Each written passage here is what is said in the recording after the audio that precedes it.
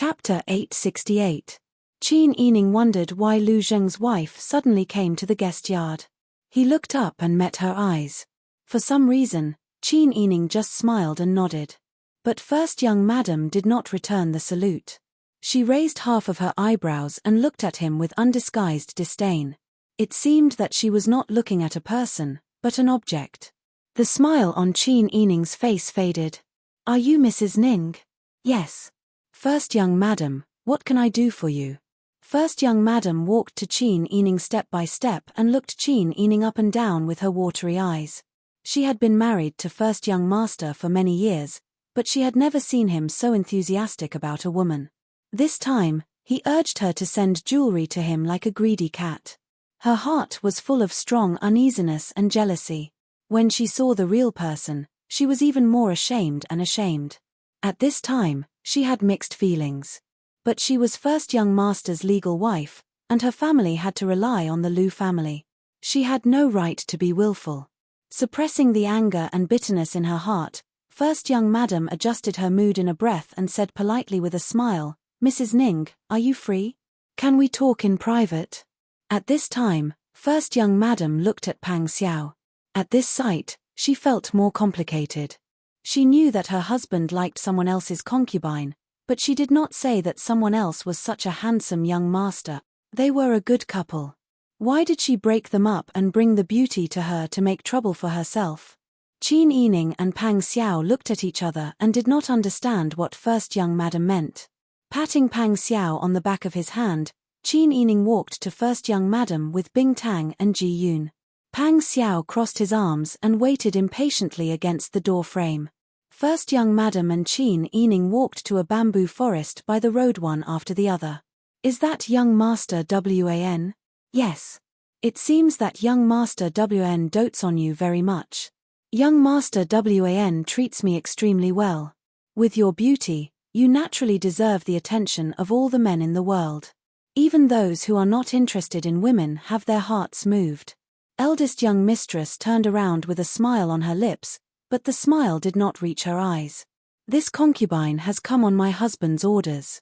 I would like to ask if my wife is willing to be a concubine." For a moment, Qin Yining didn't know whether he should be angry at Lu Zheng's audacity or sympathize with this woman who was obviously jealous, but still wanted to be a virtuous woman and ask for a concubine for her husband. "I won't hide it from eldest young mistress." A few days ago, eldest young master Lu had already asked this servant once, but this servant had already refused. Even though the Lu family is wealthy, young master Wan's family is not weak either. Moreover, young master Wan dotes on this servant. This servant also has some understanding of the Wan family. Young master Wan is about to remarry. In the future, this servant will have a smoother life in the Wan family. Even though the Wan family is not as rich as the Lu family, I'm just a little girl. It's not like I want to do a big business. To me, this life is worth looking forward to. While Qin Yining was speaking, eldest young mistress Lu kept looking at her expression, as if she wanted to see if she was sincere or not. Qin Yining calmly looked back at her and said, "Eldest young mistress, please thank young master Lu for this servant's good intentions. This servant can only refuse." Eldest young mistress Lu nodded hesitantly. She ordered the maidservants behind her to bring an exquisite 3-layered brocade box. "This is what young master instructed us to give to you." The 2 maidservants opened the first layer of the brocade box. In the big red brocade box, there were neatly arranged jadeite head ornaments on a black velvet cloth. The style was novel and the workmanship was exquisite. Most importantly, the jadeite head was excellent. The maidservants showed the 3 layers of ornaments, then closed the box and handed it over. Qin Yining's eyes were filled with greed. It was impossible for any woman to not like this set of head ornaments. She magnified her feelings of love by dozens of times. But she still refused. "Thank you for the gift, eldest young mistress Lu. It's just that I don't deserve it. The business between the Lu family and Guangtong shop has been settled. This servant can't accept more. Please take it back." Qin Yining knew Lu Zheng's thoughts and did not want to be entangled with eldest young mistress Lu. She bowed and said, Young Master Wn still needs to take this servant out. This servant will take her leave. Qin Yining bowed and walked back to Pang Xiao's side. Eldest young Mistress Lu was very surprised. It seemed that the woman in front of her was not a fool who only coveted riches. No matter what, this woman refused to enter the Lu family. There were only benefits and no disadvantages for her. Eldest young Mistress Lu's expression finally eased. He nodded to Pang Xiao from afar. Then, he turned around and left with his men. Pang Xiao's 5 senses were outstanding. Qin Yining and eldest young Mistress Lu did not deliberately lower their voices. He did not need to ask to hear their conversation clearly. His stomach was full of jealousy. This matter was not Qin Yining's fault. Pang Xiao held it in for a long time before saying, "Why is the Lu family all the same?" Qin Yining choked. Suddenly, she covered her mouth and giggled. Pang Xiao was still a bit angry at first, but seeing Qin Yining's smile, his heart softened. She was so outstanding that it was no wonder that there were people who adored her. He could not blame his wife for being too beautiful, too smart, and too kind. He could only blame those people for eating bears' hearts and leopards' guts. Pang Xiao pulled her hand and walked out of the guest courtyard side door. Bing Tang, Ji Yun, and Huzi followed behind with difficulty while suppressing their laughter. When the two went out, they naturally swaggered through the city. After a proper discussion, Pang Xiao went to the Dingsheng restaurant that Qiu Feishan told him about and ate a big meal. We appeared in advance. Lu Zheng has already recognized me as the eldest young master of Guangtong. Naturally, he won't come here on the 10th of October. It's convenient for us to do things. Qin Yining nodded in agreement. After making a plan, before leaving, Pang Xiao called the restaurant's shopkeeper and rewarded him with an ingot of silver. The wine and food here are very good, it suits this young master's appetite. How about this? The 10th of next month is my family's beauty's birthday. This young master will tell you in advance that I want to reserve the entire Dingsheng restaurant for a banquet. This is the deposit. Huzi took out a banknote worth 500 taels of silver from his bosom. The restaurant's shopkeeper had never seen such a bold and unrestrained young master. In order to celebrate his lover's birthday, he actually wanted to reserve the entire Dingsheng restaurant for a banquet. After receiving the banknote, the shopkeeper said repeatedly, "Young master, don't worry. The 10th of next month, right? I'll make sure it's done properly. Young master doesn't have any other requests. You don't have to be thrifty. Just don't lose young master's face. Oh, just wait and see." The shopkeeper saluted. Before he went out, he glanced at Qin Yining discreetly.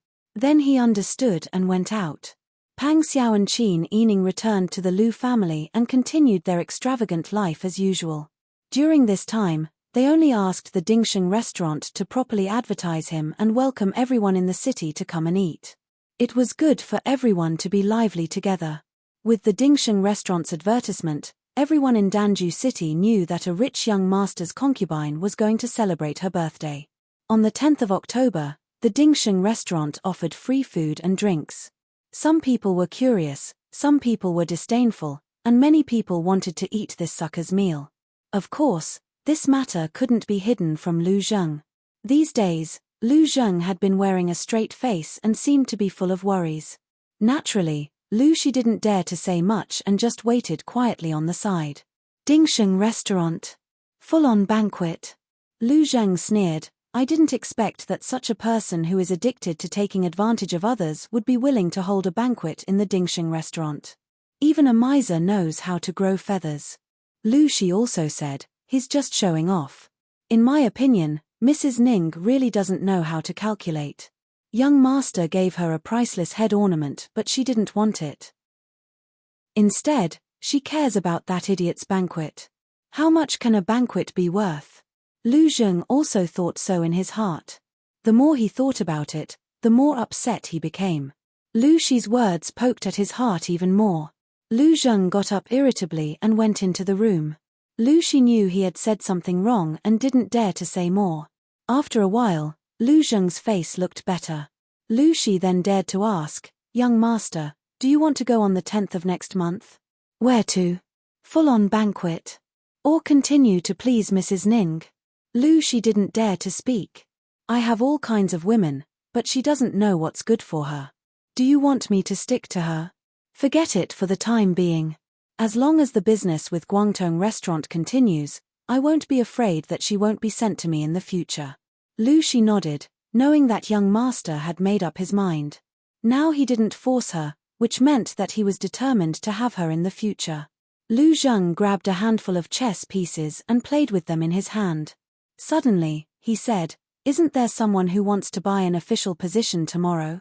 "Yes. Let's talk about business tomorrow. You go to call that idiot and ask him to bring Mrs. Ning." Lu Shi was stunned and then understood. He immediately nodded. He happily went to pass the message to Pang Xiao. After hearing Lu Shi's reply, Pang Xiao and Qin Yining politely sent him away.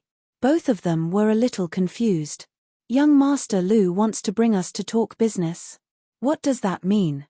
Pang Xiao tapped the table with his fingers. After thinking for a moment, he understood and smiled. "He's showing off his fist in front of an idiot like me. This is a common tactic used by businessmen. They want people to see how good their business is so that they can raise their status and do things more conveniently in the future." Pang Xiao looked at Qin Yining and said, "Maybe he wants to show you the power of the Lu family." Qin Yining blinked and laughed. "Are you jealous again?" Pang Xiao curled his lips. When a peacock spreads its tail, it's always a peacock. Qin Yining was stunned for a moment and then burst into laughter. Pang Xiao touched his nose and thought for a moment. He also laughed. With Lu Zheng's intention to spread its tail, Pang Xiao naturally hid behind the screen with Qin Yining to watch a few of the Lu family's transactions. At this time, they really realized how big the Lu family's business of selling official positions and titles was. During the negotiations, the Lu family always stood in the dominant position. Once they made a request, they would never give in. The only people who would compromise were those who came to buy official positions. Qin Yining and Pang Xiao met a lot. When they went out to play in private, they would help the Lu family do some calculations. Just as they thought before, the Lu family not only made money by using people in the imperial court, but also made connections. One must know that in the officialdom, colleagues in the imperial court, students in the same subject, teacher, husband and son-in-law, any relationship between officials would be a wealth of connections. Chapter 869. The officials promoted by the Lu family, even if there were still some new ones, would slowly become fans of the Lu family in the future. Who knew how many people the Lu family had planted in the court and how much money they had earned? In the blink of an eye, it was the 10th of October. Qiu Feishan informed Pang Xiao that the Qiu family was going to discuss business with the Lu family. It was also the day of the banquet at Dingsheng restaurant. Because it was announced early, no matter who came to eat today, many people gathered outside Dingsheng restaurant when it opened early in the morning. When the restaurant let the guests in, many commoners of Danju City rushed into the restaurant like a tidal wave. Everyone was saying, "Congratulations, 1,000 blessings, an auspicious birthday." Pang Xiao and Qin Yining stood in the lobby on the first floor, standing close to the counter. Pang Xiao was wearing a long gown with beautiful embroidered with arrow sleeves. Such a gaudy color, coupled with the way he deliberately bent his waist and stood in a dispirited manner, perfectly portrayed the image of a spendthrift who spent a lot of money for a beauty. He looked like he was holding a banquet at home, grinning proudly, and couldn't help but say, "Congratulations, congratulations, thank you." Many people looked at him curiously, and some people came up to talk. Pang Xiao didn't care at all, openly chatting with people, and often showing off the beauty of the beautiful concubines around him. Qin Yining was happy to watch the show from the side, and often held Pang Xiao's arm, not hiding his seductive charm, making many people who came to the banquet today stunned. Near noon, a master and servant in front of the door attracted Pang Xiao's attention. The master was over 40 years old, wearing a brocade official's robe, with a stout figure and a kind face. Behind him was a servant in his early 20s. If that was all, it wouldn't be strange, but Pang Xiao keenly observed that when they entered the door, the master was asking for the servant's opinion. The servant's temperament was outstanding, and it was difficult to hide his arrogance. Pang Xiao and Qin Yining looked at each other, and the two of them walked around the round table in front of them at the same time. The other party noticed Pang Xiao and Qin Yining as soon as they entered the door, because the two of them were too outstanding and couldn't be ignored. When the two of them came closer, the stout middle-aged man cupped his hands and said with a smile, "I heard that it's the birthday of the beautiful concubine. I'm here to ask for a glass of wine, young master won't mind." Pang Xiao could tell that this person had a Sword River City accent, so he was certain that this person was from the Chiu family. He smiled and said, "Welcome, but how can wine be enough?" Leaning closer to this person, he asked in a low voice, "Are you from the Guangdong ship doing business?"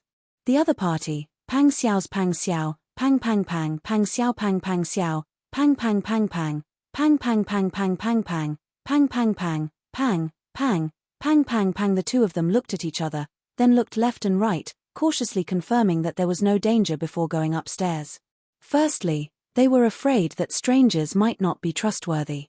Secondly, they were afraid that they would be noticed by people with ulterior motives.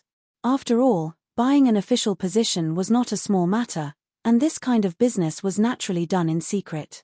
Who would publicize it? Seeing how cautious the people from the Lu family were, and knowing that they were going to do business today, they purposely created such a lively and chaotic scene to deceive people. The master and servant pair became even more careful in their actions. After watching the two of them go upstairs, Qin Yining approached Pang Xiao, holding his shoulder and whispering into his ear, as if he was joking with Pang Xiao, but in reality, he asked, "Will they believe you?" Pang Xiao pinched Qin Yining's cheeks, smiling brightly. "What's there to be afraid of? Haven't we already spoken? They are here to do business like this, so naturally, they want to keep it as a secret as possible. By doing this, we'll be able to confirm their suspicions. They should already be convinced of our identities." Qin Yining couldn't help but chuckle. Once the business is done, let them leave as soon as possible. Long delays may cause trouble, and the stuffing may leak out again. I know what to do." As they spoke, the two of them reached the second floor, and saw that the two people were already sitting at a table in the corner. They were eating tea and waiting for dishes. They didn't know that the guests on this floor were all Pang Xiao's subordinates. Pang Xiao walked over with Qin Yining, cupping his hands and smiling, "It is this one's honor that you are willing to do us the honor. This one feels like an old friend at first sight. May I ask for your advice?" "This one's surname is Chiu." Shopkeeper Chiu's round face revealed a kind smile. "Young master, please sit." Pang Xiao nodded, and sat down graciously. As a woman, Qin Yining naturally didn't want to participate in the conversation between men, so he tactfully retreated. Pang Xiao smiled, and said in a low voice, "This one is young Master Lu's subordinate, surnamed Wan. Speaking of which, it's quite a coincidence that I'm related to the owner of Guangdong Hao, Lianzong. Perhaps 100 years ago, you were from the same family." Pang Xiao smiled at the manservant behind shopkeeper Chiu. "Don't you think so?" Shopkeeper Chiu was startled, and looked back at the manservant with apprehension and hesitation. The manservant thought for a moment, then smiled calmly, and stood with his hands clasped behind his back, nodding. If that's the case, then it must be fate. Pang Xiao was certain that this manservant was sent by the Chiu family to negotiate, and the one sitting next to him was the follower. Pang Xiao asked with a smile, "Young Master Wan, why don't you sit down and talk?" Young Master Wan remained standing, and said with a smile, "It's fine to talk like this." Pang Xiao knew that the other party was cautious, so he didn't insist. He said directly, "Since that's the case, to avoid complications, I'll make a long story short. This number, send it to the location I specify within 10 days. You can choose the person, and you can go back and wait for the good news." Pang Xiao stretched out his hand and gestured. Young Master Wan and shopkeeper Chiu were dumbfounded. "This number? 5 million taels of silver?" Shopkeeper Chiu asked tentatively. Pang Xiao blinked. "So much?" He only wanted 500,000 taels of silver. "Yes." Pang Xiao nodded calmly, his expression natural. Young Master Wan and shopkeeper Chiu looked at each other again, and for a moment, they were silent. They thought to themselves, the Lu family has been a prominent family for hundreds of years, but it's only worth 5 million taels of silver. Before they came, they thought that they would have to pay a high price to buy an official position from the Liu family, but the reality was that they were being treated so well. If they could settle the matter with 5 million taels of silver, it would be a good thing for them to let go of each other in the future. Pang Xiao frowned and said, "What? You think it's too much?" Shopkeeper Chiu was about to speak, but young Master Wn spoke first. "It is indeed a little too much, but it's not enough for now. I wonder if you can give us more time, or if we can pay a part of the deposit first, and when the person we choose becomes the imperial envoy of the old capital, we can pay the rest." Pang Xiao remembered the other party's attitude when he spoke to Lu Zheng that day, and immediately imitated Lu Zheng's expression. "Pay a part of the deposit? I'm sorry, our Lu family has never seen anyone pay money like this."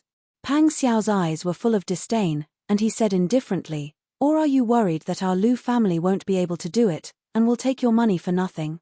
Young Master Wn was a little embarrassed that his thoughts were exposed. 5 million taels of silver. If it was the original Chiu family, it would be a drop in the ocean. After all, their foundation was there, and they had a lot of money. In addition, in recent years, the Four Links business was doing well, so when did the Chiu family lack money? But now, the Chiu family was divided into several factions, and the Four Links business followed Chiu Feishan to establish her own family, taking away more than just half of the money. Chiu Yuanqing was controversial, and there were many voices of opposition in the family. Chiu Yuanqing's money was not as abundant as before.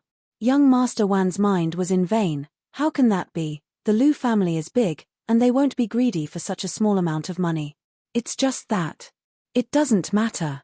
If you are worried, we can just call off this deal. Pang Xiao had a smile on his face, but his eyes were filled with undisguised disdain and impatience. To tell you the truth, I still have a few jobs to do. Since I can't do it, I have to go and meet my next customer. Pang Xiao stood up. Young Master Wn was very surprised. Why didn't the other party care about whether the deal could be done or not? Or in the eyes of the other party, their Chiu family's business was not worth mentioning at all? Thinking like this, young Master Wan was immediately frightened, and he anxiously said, "Wait."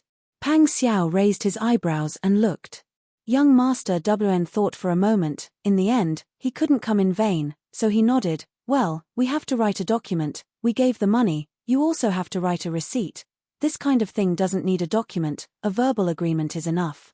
A receipt is even more unnecessary.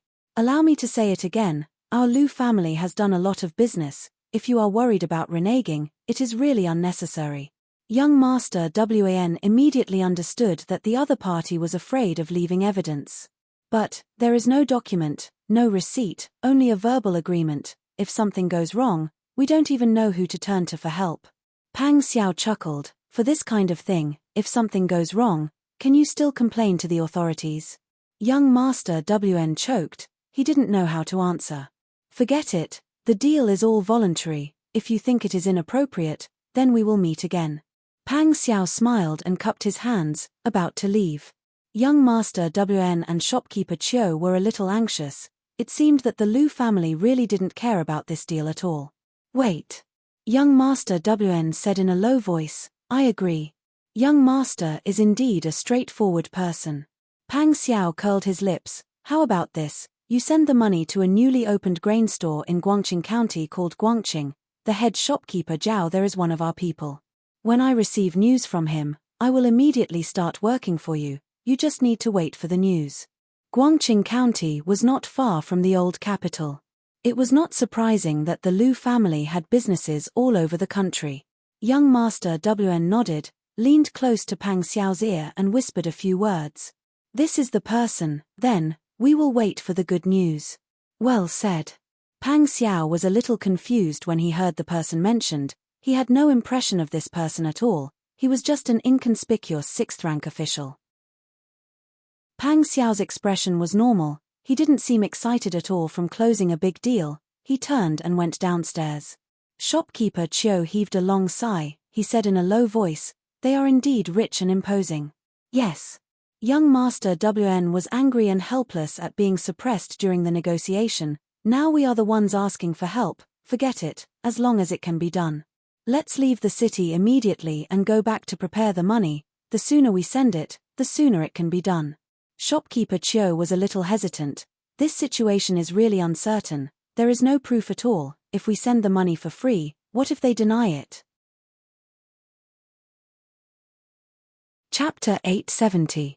When young Master Wan and shopkeeper Chio arrived on the first floor, the hall was filled with people. The guests were exchanging toasts, but when they glanced around, the people who had been discussing business with them were nowhere to be seen. It was clear how cautious the Lu family was. The two of them hurriedly left to prepare the money. Outside the restaurant, Huzi craned his neck and watched them leave. Then, he turned back into the restaurant and went to a private room on the second floor. Master, they've left. Yes. Pang Xiao grabbed a handful of peanuts and threw them one by one to chew. What they said was similar to what I made up. I used what young Master Lu said that day as an excuse. In the end, I settled on 5 million taels of silver.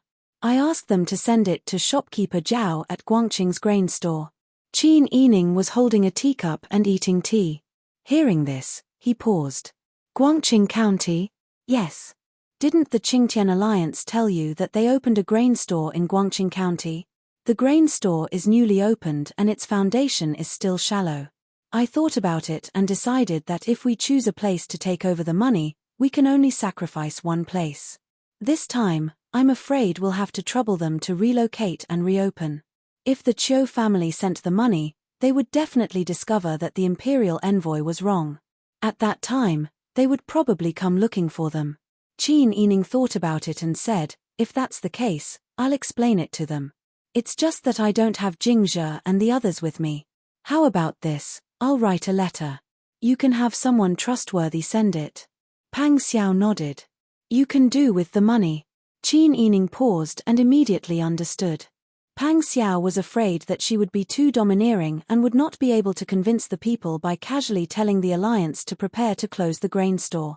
He was afraid that she would not be able to control the volume of her voice to compensate for the loss of the grain store. It's only right to compensate them. But you don't have to pay from here. This money is huge. If you survive well, you can use it to pay the soldiers. To feed the soldiers and horses, people eat and horses chew. Which one of these doesn't need money? If we can find Dian's treasure. In the past, although Qin Yining also wanted the treasure, he wasn't obsessed with it. He just didn't want the treasure to fall into Li Qitian's hands. However, after experiencing so much and seeing Li Qitian's attitude towards them, Qin Yining no longer had any hope of living an ordinary life. Of course, it was safest to have the treasure in their own hands. Pang Xiao was also silent for a moment. Thinking back to how they had sworn to be brothers with the same goal, yet now they had fallen into such a situation, the sadness in their hearts was something that ordinary people would not be able to understand. In the blink of an eye, he suppressed all the negative emotions. In the face of Qin Yining, all she could do was smile. All right, we've done our job well. All we have to do now is wait for the news. Qin Yining nodded with a smile. He ordered someone to bring a pen and paper and wrote a secret letter. He also used the special folding method and seal that the Qingtian Alliance used to send letters. Finally, he handed the letter to Pang Xiao. Pang Xiao immediately asked Huzi to arrange for someone to deliver the letter. We've been out for so long. It's time for us to go back. Pang Xiao put his arm around Qin Yining's shoulder and went out with her in the carriage. They went back to the guest house of the Lu family. They had just sat down and rested for a while when Lu Shi came. Child Wan, you're back.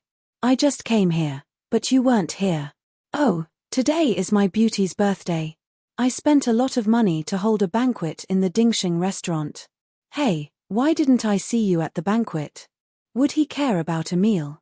Lu Shi twitched the corner of his mouth and said politely, thank you for your kindness, Child Wan. But I have to serve my master. I really can't leave. Thinking of his master's feelings towards Mrs. Ning, he added, I wish Mrs. Ning good fortune and good health. Thank you. Qin Yining smiled. Her lips were red, her teeth were white, and her eyes were bright. Lu Shi couldn't help but think that if his master saw her like this, his desire that had just calmed down might be ignited again. Child Wan, my master will entertain guests in the front hall later. He invites you to go with him. Again. Pang Xiao and Qin Yining went to listen to a lot of business of the Lu family these days. Child Lu sometimes treated them as his followers and friends, and sometimes he only let them sit behind the screen. Anyway, whether they let them or not, they showed up for only one purpose, that was to show that the Lu family's business was so big that they really didn't care about the business of Guangdong Hao. They thought it was enough to show off these days. Unexpectedly, they still wanted to continue. Seeing the expression of Child Wan, Lu Shi felt a little helpless. In his opinion, it was best to stop when it came to the point. Child Wan also thought so. It was just Mrs. Ning's birthday, but Child Wan was so ostentatious. He just booked a banquet, but he was so arrogant. It made people feel that all their efforts these days were in vain. Child Wan just wanted to show his strength to Mrs. Ning and let the idiot Child Wan know the gap between them. But in such a provocation, not only did the idiot not see it, but Mrs. Ning was still indifferent. She didn't take the initiative to throw herself at him as expected. The more she acted like this, the more Child Wan cared about her. Lu Shi smiled and said, Child Wan, Mrs. Ning, please. Qin Yining pretended to be unhappy and said, I've been busy for half a day today. I'm very tired now. I really don't want to go. Besides, I'm just a woman and I don't know about business. Eldest young master said that he wants to invite the two of you. Lu Shi hurriedly rushed to say, Child Wan just didn't see you for a few days, so he wanted to go again. Even if Child Wan didn't go, Mrs. Ning had to go. Pang Xiao sneered. He was well aware of Lu Zheng's intentions. But now that the plan had reached a critical juncture, and Lu Zheng couldn't do anything about it, Pang Xiao could only endure it. Otherwise, he would have already dug out that reckless fool's eyeballs. Let's go. Pang Xiao hugged Qin Yining and said, Beauty is tired. You can sit over there for a while to rest. Child Lu is kind. We can't refuse his good intention. Qin Yining pouted and said softly, Okay. I'll listen to you. Pang Xiao's muscles and bones went limp when he heard her soft and tender voice. His arms around her tightened a little. They went all the way to the front hall. Pang Xiao walked in directly, cupped his hands and said with a smile, Child Lu is really hospitable. Lu Zheng sat at the head of the table and tasted tea. As soon as he heard Pang Xiao's voice, he felt upset. The fragrant tea in his mouth was tasteless, leaving only bitterness. Child Wan is a distinguished guest of my humble abode. I'll do my best as a host. Standing up, Lu Zheng looked at Qin Yining and said with a smile, I heard that today is Mrs. Ning's birthday. I've prepared a small gift. I hope that Mrs. Ning can accept it. As he spoke, a maidservant brought an exquisite brocade box. It was the set of jade head ornaments that Qin Yining refused. Lu Zheng stared at the person in front of him. When he gave it to her, she said that she didn't deserve it. Later, he thought about it. Without any reason, she really couldn't accept his things. Today, there was a good reason. How could a beauty not love jewelry? Pang Xiao had a smile on his face, but his eyes were frosty. Qin Yining saw that Pang Xiao was about to explode. She hurriedly said, Thank you, Child Lu. It's just that I don't lack these things. Child Wan has given me a lot. Moreover, I only want to wear jewelry given by my man. Pang Xiao lowered her eyes and relaxed her clenched fists. Lu Zheng, on the other hand, was furious. It was the first time that he was rejected by a woman in public. If he didn't know that it would only make things worse if he continued to argue, he would directly ask her what was the difference between him and that idiot. Lu Zheng waved his hand.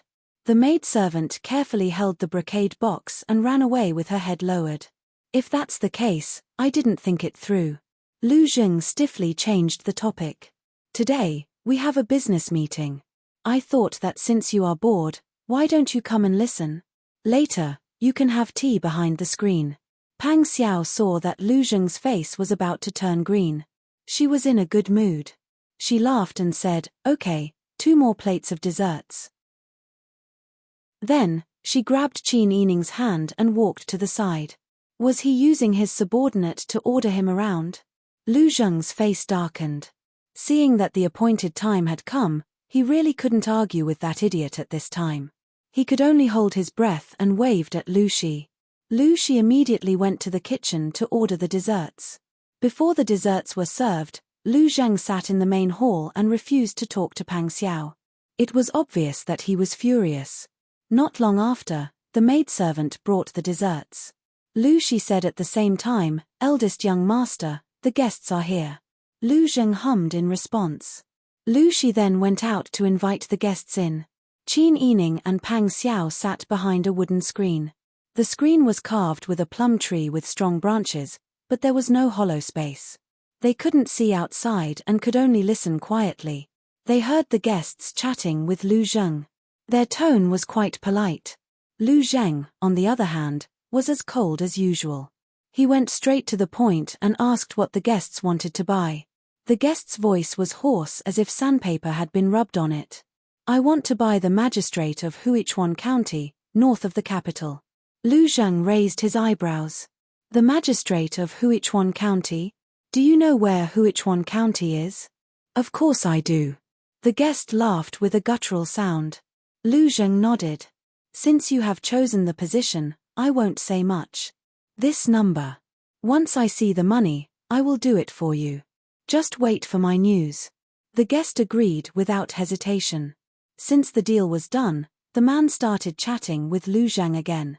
His words were full of praises for the Lu family and Lu Zheng, praising Lu Zheng to the skies. On the other side of the screen, Qin Yining fell silent. Pang Xiao saw that Qin Yining's face didn't look right, so he held her hand worriedly across the small table. He even began to suspect that there was something dirty in the tea and snacks Lu Zheng brought over. Qin Yining regained her senses and smiled at Pang Xiao, indicating that she was fine. The person who had bought the official position outside had already left. Qin Yining and the others walked away and said to Pang Xiao, "Young master, this servant is very tired. Why don't we go back and rest?" Pang Xiao knew that something was wrong and nodded. "Darling, your face is pale. It's my fault.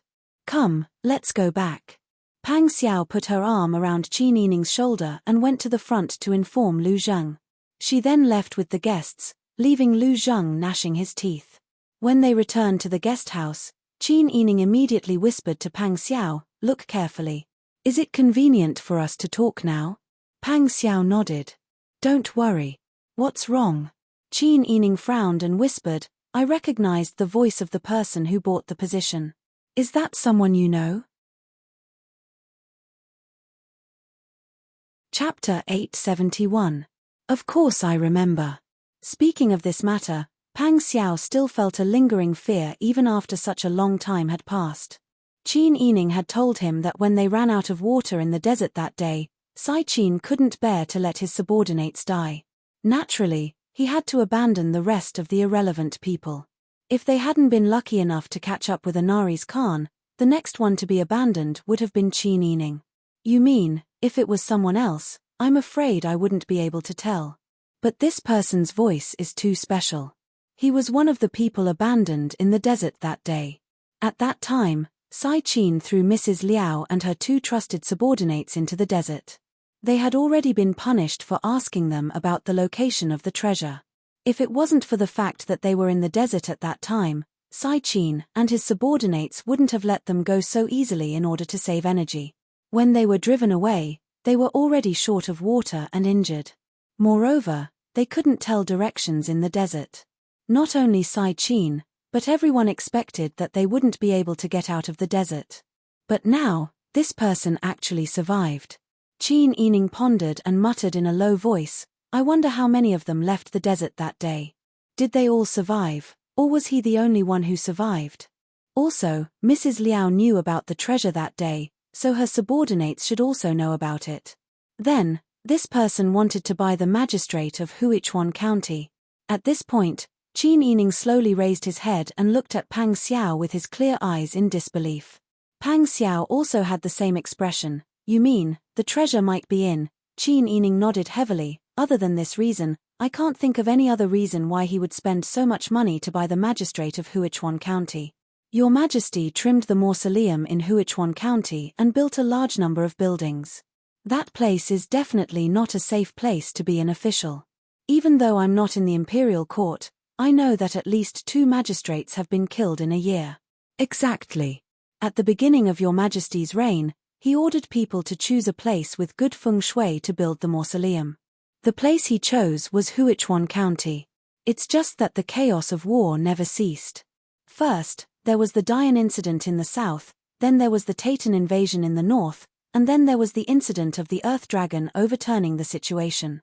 On top of that, the state treasury was empty due to the successive years of war.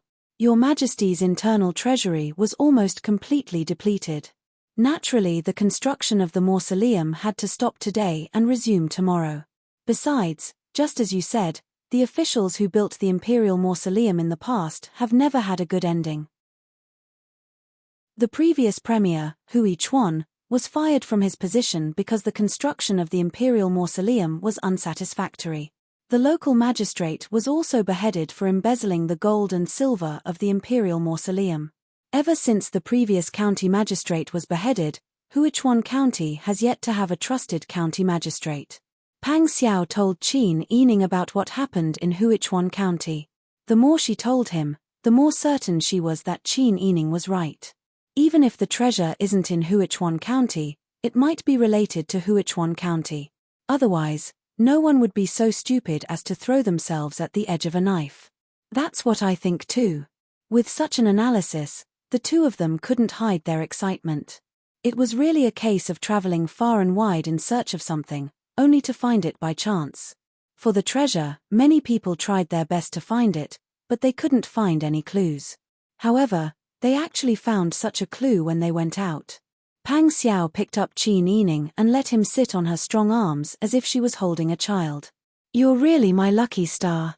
Qin Yining let out a soft cry and hurriedly hugged Pang Xiao's neck. She smiled and squinted her eyes. "We don't have any clues yet. Don't be happy too early. The greater the expectation, the greater the disappointment. I know. Previously, we were in the dark. Now that we found a clue, it's a major breakthrough." Pang Xiao held Qin Yining and paced around the room. He didn't feel tired at all. "Tell me, who is so capable?" When they intercepted the treasure, they actually bypassed Daeju's capital and directly sent it to the north without anyone knowing. "I also think it's incredible." Qin Yining patted Pang Xiao's arm and motioned him to put her down, "But the treasure may not be there. You should send someone to investigate first." Pang Xiao put Qin Yining down, held her waist with both hands, and kissed her on the cheek. "I know. I'll send someone later. It's just that the people I brought with me are all from Jinghu Wei. If it's a war, they are a nest of tigers. But if it's an exploration skill, it's not as good as the Qingtian Alliance's infiltration ability. It's just, I don't know if the current Qingtian Alliance can be trusted. After all, Mrs. Liao was a member of the Qingtian Alliance. If it didn't involve the treasure, as long as Qin Yining's interests were aligned with theirs, naturally everything would be fine. But if it involved the treasure, none of them could guarantee that the Qingtian Alliance wouldn't be disloyal. Even when the Qingtian Alliance followed Qin Yining to help Li Qitian take back the palace, it was because they had common interests and goals. It was for the Qingtian Alliance to walk out of the shadows and no longer be an organization of the Jianghu, but an existence recognized by the imperial family. Qin Yining lowered his eyes and pondered for a moment, then said, "Your words reminded me. Let me observe for a while first. The bigger the organization, the more people there are, the less united they are. The leaders can be trusted, but not all of the subordinates are good people." Pang Xiao nodded. "You're right. Now that the conditions allow it, let's let Jinghu Wei go investigate first. Maybe we'll find something. Millimeter. We're almost done with our work. When are we going back? Do you miss the children?" Pang Xiao lowered his body to look at her. Qin Yining nodded and lowered his eyes to lean on Pang Xiao's shoulder. "Although I had a lot of fun playing outside with you, without the children by my side, I feel like something is missing. With them, there's one more thing I'm worried about." Pang Xiao patted her back with his large hand. For a moment, his heart was filled with guilt that almost drowned him. In the end, it was because of him that she was burdened, causing her to wander about in a miserable state. She couldn't be like a normal woman who only cared for her children and family. What she had to do was far more than what those women could do. It was 100 times more tiring than them, and needless to say, dangerous. If her family was understanding, it would be fine. But she just had to have a mother-in-law like that. Pang Xiao lowered his head and kissed Qin Yining's forehead again and again. He felt pity and guilt, but there was no use in repeating many words. Instead, it would make Qin Yining uncomfortable, and he might even have to come over and comfort her. Don't worry, once the imperial envoy takes office, we'll go back as soon as possible. There are 2 great-grandmothers at home, and everyone dotes on them. They must be living very well and safe. Qin Yining nodded and obediently responded. In the following days, other than arranging for people to go to Huichuan County to investigate if there were any abnormalities, Pang Xiao continued to bring Qin Yining to the Lu family to eat and drink. Lu Zheng still hadn't given up on Qin Yining, but he didn't continue to pester him as directly as before. He would only occasionally bump into them in the residence, or call them over when there was business. Qin Yining knew. This person wanted to show off in front of her, so she was even more unwilling to pay attention to him. But the more she ignored him, the more Lu Zheng seemed to care. Time flew by, and in the blink of an eye, more than a month had passed. On this day, Lu Zheng ordered Lu Shilai to invite Pang Xiao and Qin Yining to the front hall for a talk. Pang Xiao covered his mouth and yawned, then tightened the fur collar cloak around his shoulders. Don't tell me your young master wants me to accompany him to discuss business again. I don't understand, is there a higher chance of success if I go? Lu Shilai curled his lips, secretly thinking that this person's skin was really thick. He didn't know where he got his confidence from. Young master Wan, please. Eldest young master must have something good to tell you. Qin Yining took the cloak from Ji Yun and put it on. He looked at Lu Shilai's expression, then analyzed the meaning behind his words, and had a rough guess. Counting the days, the imperial envoy's appointment was most likely done, right? Obviously, Pang Xiao had also guessed it. His long and narrow phoenix eyes narrowed, then he raised his eyebrows and said, okay. Since it's something good, of course I'll go. Who knows, your young master might even find some good wine to treat me to. Pang Xiao pulled Qin Yining over, then roughly tidied the white rabbit fur collar of the cloak for him, then walked out in large strides. From the guest courtyard to the front hall, he was already familiar with the path. Lu Shilai, who wanted to lead the way, was completely ignored, and could only follow behind the two with his hands crossed. In the front hall, Lu Zheng was wearing a white brocade robe with wide sleeves, a grey mouse fur collar cloak draped over his shoulders, a net scarf on his head, and a white jade hairpin to fix his hair bun. He was standing with his hands behind his back. When he saw that someone had arrived, his gaze couldn't help but fall on the beauty that he had been longing for. The white fur collar cloak she was wearing made her skin look even more lustrous. Eldest young Master Lu, I heard from Lu Shilai that you have some good news here? Pang Xiao asked with a wide smile. Lu Zheng nodded and said, yes, I've received news that the Imperial Court has chosen the Ministry of Personnel's Minister Councillor Lu Tingzhong as the Imperial Envoy's old capital. The matter has been settled. Really? Pang Xiao was pleasantly surprised. Lu Zheng said, of course, there's no mistake. Good, good, good. Pang Xiao rubbed his hands and spun around excitedly. He said, since it's done, I'll prepare to go back to the old capital. Are you going to send a head shopkeeper with me now that we've settled the matter? I'm going to prepare the punishment, you should also choose the person quickly. Lu Zheng was already impatient when he saw that Pang Xiao was so impatient. He then looked at Mrs. Ning, who was also looking forward to leaving immediately. He was even more displeased. Why are you in such a hurry to leave? Did my Lu family not treat you well? What are you talking about? Even if you let us stay in the Immortal Palace for a long time, we'll get sick of it. Pang Xiao waved his hand and said, but we've been eating and living well in your house these days. I didn't notice that I've put on weight. Thank you for your hard work. When you have the chance to go to the old capital in the future, I'll definitely treat you well as a host. Lu Zheng sneered and didn't take his words seriously. He only asked Qin Yining gently, Mrs. Ning, Don't you want to stay for a few more days? Thank you for your kindness, young Master Lu. Of course, I'll follow my young master. Lu Zheng nodded and didn't ask any more. Pang Xiao bid farewell to Lu Zheng and immediately brought Qin Yining back to the guest house to pack their luggage. They immediately moved back to the junk ship and prepared to leave. Seeing their backs were far away, Lu Shizai asked carefully, "Young master, why don't you tell young master Wan about Mrs. Ning?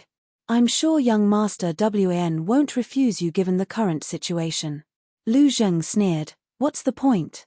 In the future, I'll make her beg me to take her in." Lu Zheng turned around and looked determined. "Let Yuan Yujiang prepare and find the Wan family's ship. Let them set off together. Remind Yuan Yujiang to be careful and don't ruin my plan." Chapter 872. After returning to the junk ship, Qin Yining could finally relax after being tense for more than a month. He no longer had to be careful to see if someone was watching him at all times, and he no longer had to deliberately act frivolous. He could be himself without any worries. Qin Yining felt at ease, but Pang Xiao felt a little regretful. Sigh. I've been living like a god these days. Beauties throw themselves at me all day long, and my appetite has been spoiled. Now that I've returned to my own territory, all the good treatment is gone, and I have to start eating plain porridge and side dishes again. Pang Xiao shook his head regretfully, as if he had suffered a great loss. Qin Yining reclined on the soft couch, holding a brass hand warmer and smiling with pursed lips. "You should be content. At least I gave you a chance to enjoy yourself. I'm just afraid that once a habit of speaking and doing becomes a habit, it won't be easy to change. What if I lead the children astray when we get home?" Pang Xiao pursed his lips, and he was jealous. "You only have the children in your heart now, and you don't care about me anymore. You always think about the children before you think about me. You're jealous of your son? Even if he's my biological son, he can't take away your care and concern." Pang Xiao sat on the chair sullenly. Qin Yining couldn't tell whether he was telling the truth or not, so she couldn't help but lean closer to take a closer look at him. When she leaned closer, he turned his face away.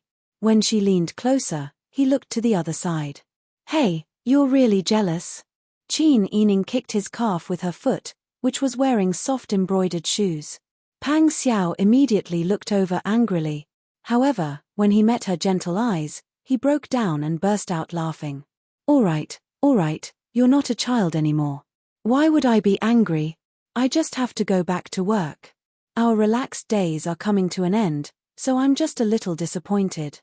Qin Yining nodded understandingly. In comparison, Pang Xiao's days were much more stressful. After all, he was the one who was truly involved in the ups and downs of the imperial court. Even if she stayed at home all day, she still felt suffocated by the matters of the imperial court, let alone Pang Xiao, who was involved in the situation. Qin Yining put down the hand warmer and got up to hug Pang Xiao. "Our lives will be better in the future. For example, when I was captured by the Taitan, I didn't expect to be reunited with my family either." Pang Xiao also hugged her slender waist and buried his face in her chest. "If it were as you said earlier, I would have thought that it would be a big problem for us to get married. Now, not only are we married, we even have 2 children. That's what I meant. To live one's life, one had to have a goal. As long as we don't give up, everything will turn for the better one day." Sometimes, Pang Xiao really admired Qin Yining's tenacity. He was also glad that she had this kind of tenacity. If she didn't have this kind of personality, she would have died years ago when she lost her virginity. They wouldn't have been able to make a promise to each other. "Master." At this moment, Huzi's voice came from outside the cabin. Qin Yining quickly let go of his hand, and the two of them sat upright. Huzi entered and bowed. "Master, shopkeeper Yuan is here." Pang Xiao raised his eyebrows. "He's here. He's the shopkeeper that young Master Lu arranged to accompany us to check the accounts." "That's right." Huzi smiled maliciously. "He really has the guts to come with us." Everyone knew Yuan Yujiang's intentions.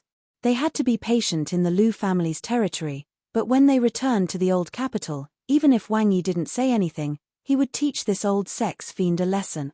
Pang Xiao said, since he's here, just arrange for him to stay in a proper cabin. Just send someone to check on him. He even shamelessly said that he wanted to see you and Mrs. Ning. Pang Xiao raised the corner of his mouth and sneered. He still hasn't given up yet. Let's keep him for now. We'll talk about it when we return to the old capital. Yes. Huzi went back and politely led shopkeeper Yuan to the cabin. This was the closest corner of the ship. Jinghu Wei lived next door and opposite.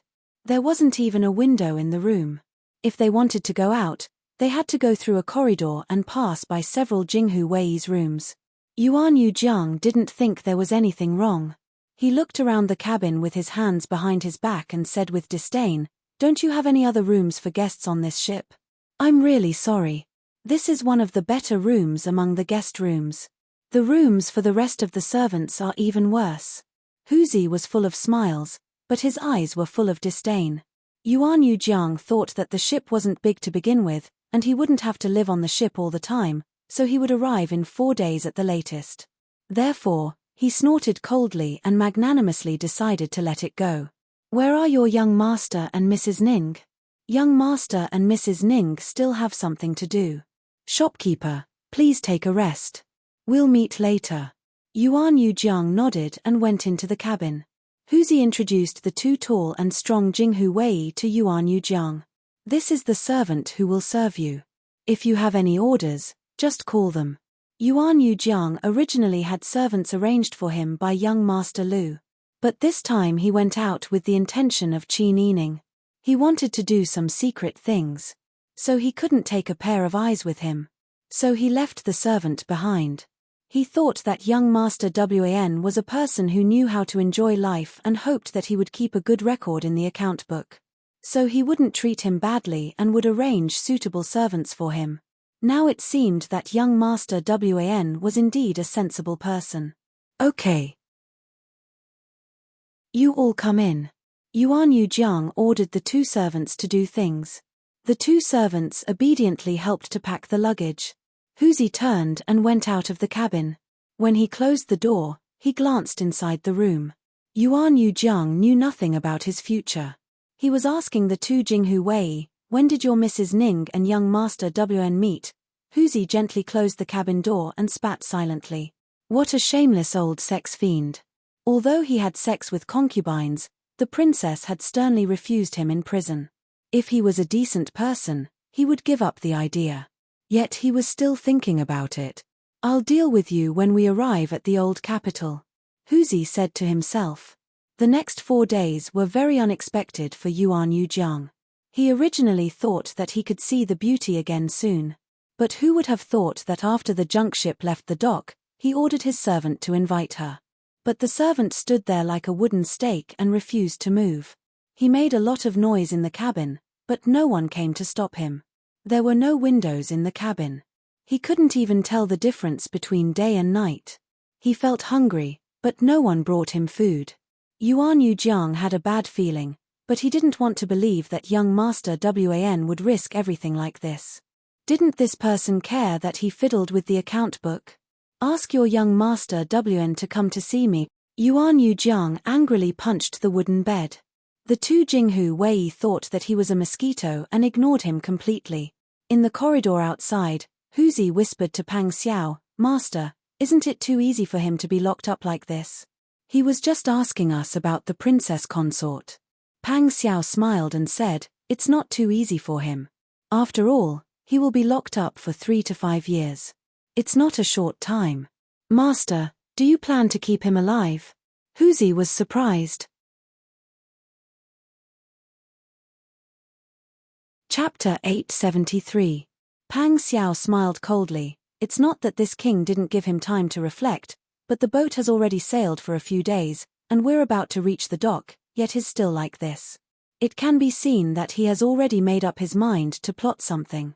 I won't kill him, but I won't let him go either. In order to prevent the Lu family from having other things to say, let's lock him up for now. Yes. Once we reach the shore, I'll lock him up alone." While Pang Xiao and Huzi were talking, Qin Yining had already finished organizing their luggage. When they came, they didn't bring much, but when they went back, they added a lot of boxes and packages, food, toys, and fashionable rulers. These were all bought by Qin Yining and Pang Xiao hand in hand on the street when they were pretending to be rich. After making such a big deal, Pang Xiao's people became imperial envoys, and they didn't need to use their own money, so they made a lot of money. They were in a good mood, so they bought things without hesitation. Bing Tang asked with a smile, "This time, we really killed several birds with one stone, but what if the Lu family and Qiu family find out about this in the future? There's nothing to do, they'll find out about this sooner or later." Qin Yining tied the blue ribbon on the collar of his white fox fur cloak, raised his eyes and smiled. "If they find out, they can only stare and hate themselves for not falling for it. Don't tell me that we can still gather enough troops to fight against the prince. That's impossible." Ji Yun and Bing Tang both shook their heads. If they really dare to fight, how many people can be Wang Yi's opponent? Qin Yining smiled and said, "That's why, we're not afraid of fighting with real swords and spears. As for other things, it doesn't matter. They would never take the initiative to harm anyone, but if someone wanted to harm them, they wouldn't sit still and wait for death. This time, if they didn't get the news from Qiu Feishan, if they waited until the imperial envoys who wholeheartedly supported Li Qitian and the Qiu family arrived at the old capital, the whole family would be here. Who knows what would happen? They could only slow down. In this kind of either you die or I die situation, they couldn't care so much. Your Highness, the ship is approaching the dock." "Got it." Qin Yining looked at the several large parcels and boxes. He thought for a moment and said, "These things can be sent back slowly. Don't send them back all at once to avoid attracting attention. Later, I will take a carriage and leave alone. I will let Wang Yi disguise himself and quietly return to the barracks. Then, I will return to the residence openly." "Got it. Wang Yi has already made the arrangements. Don't worry, Princess Consort. No one will be able to tell."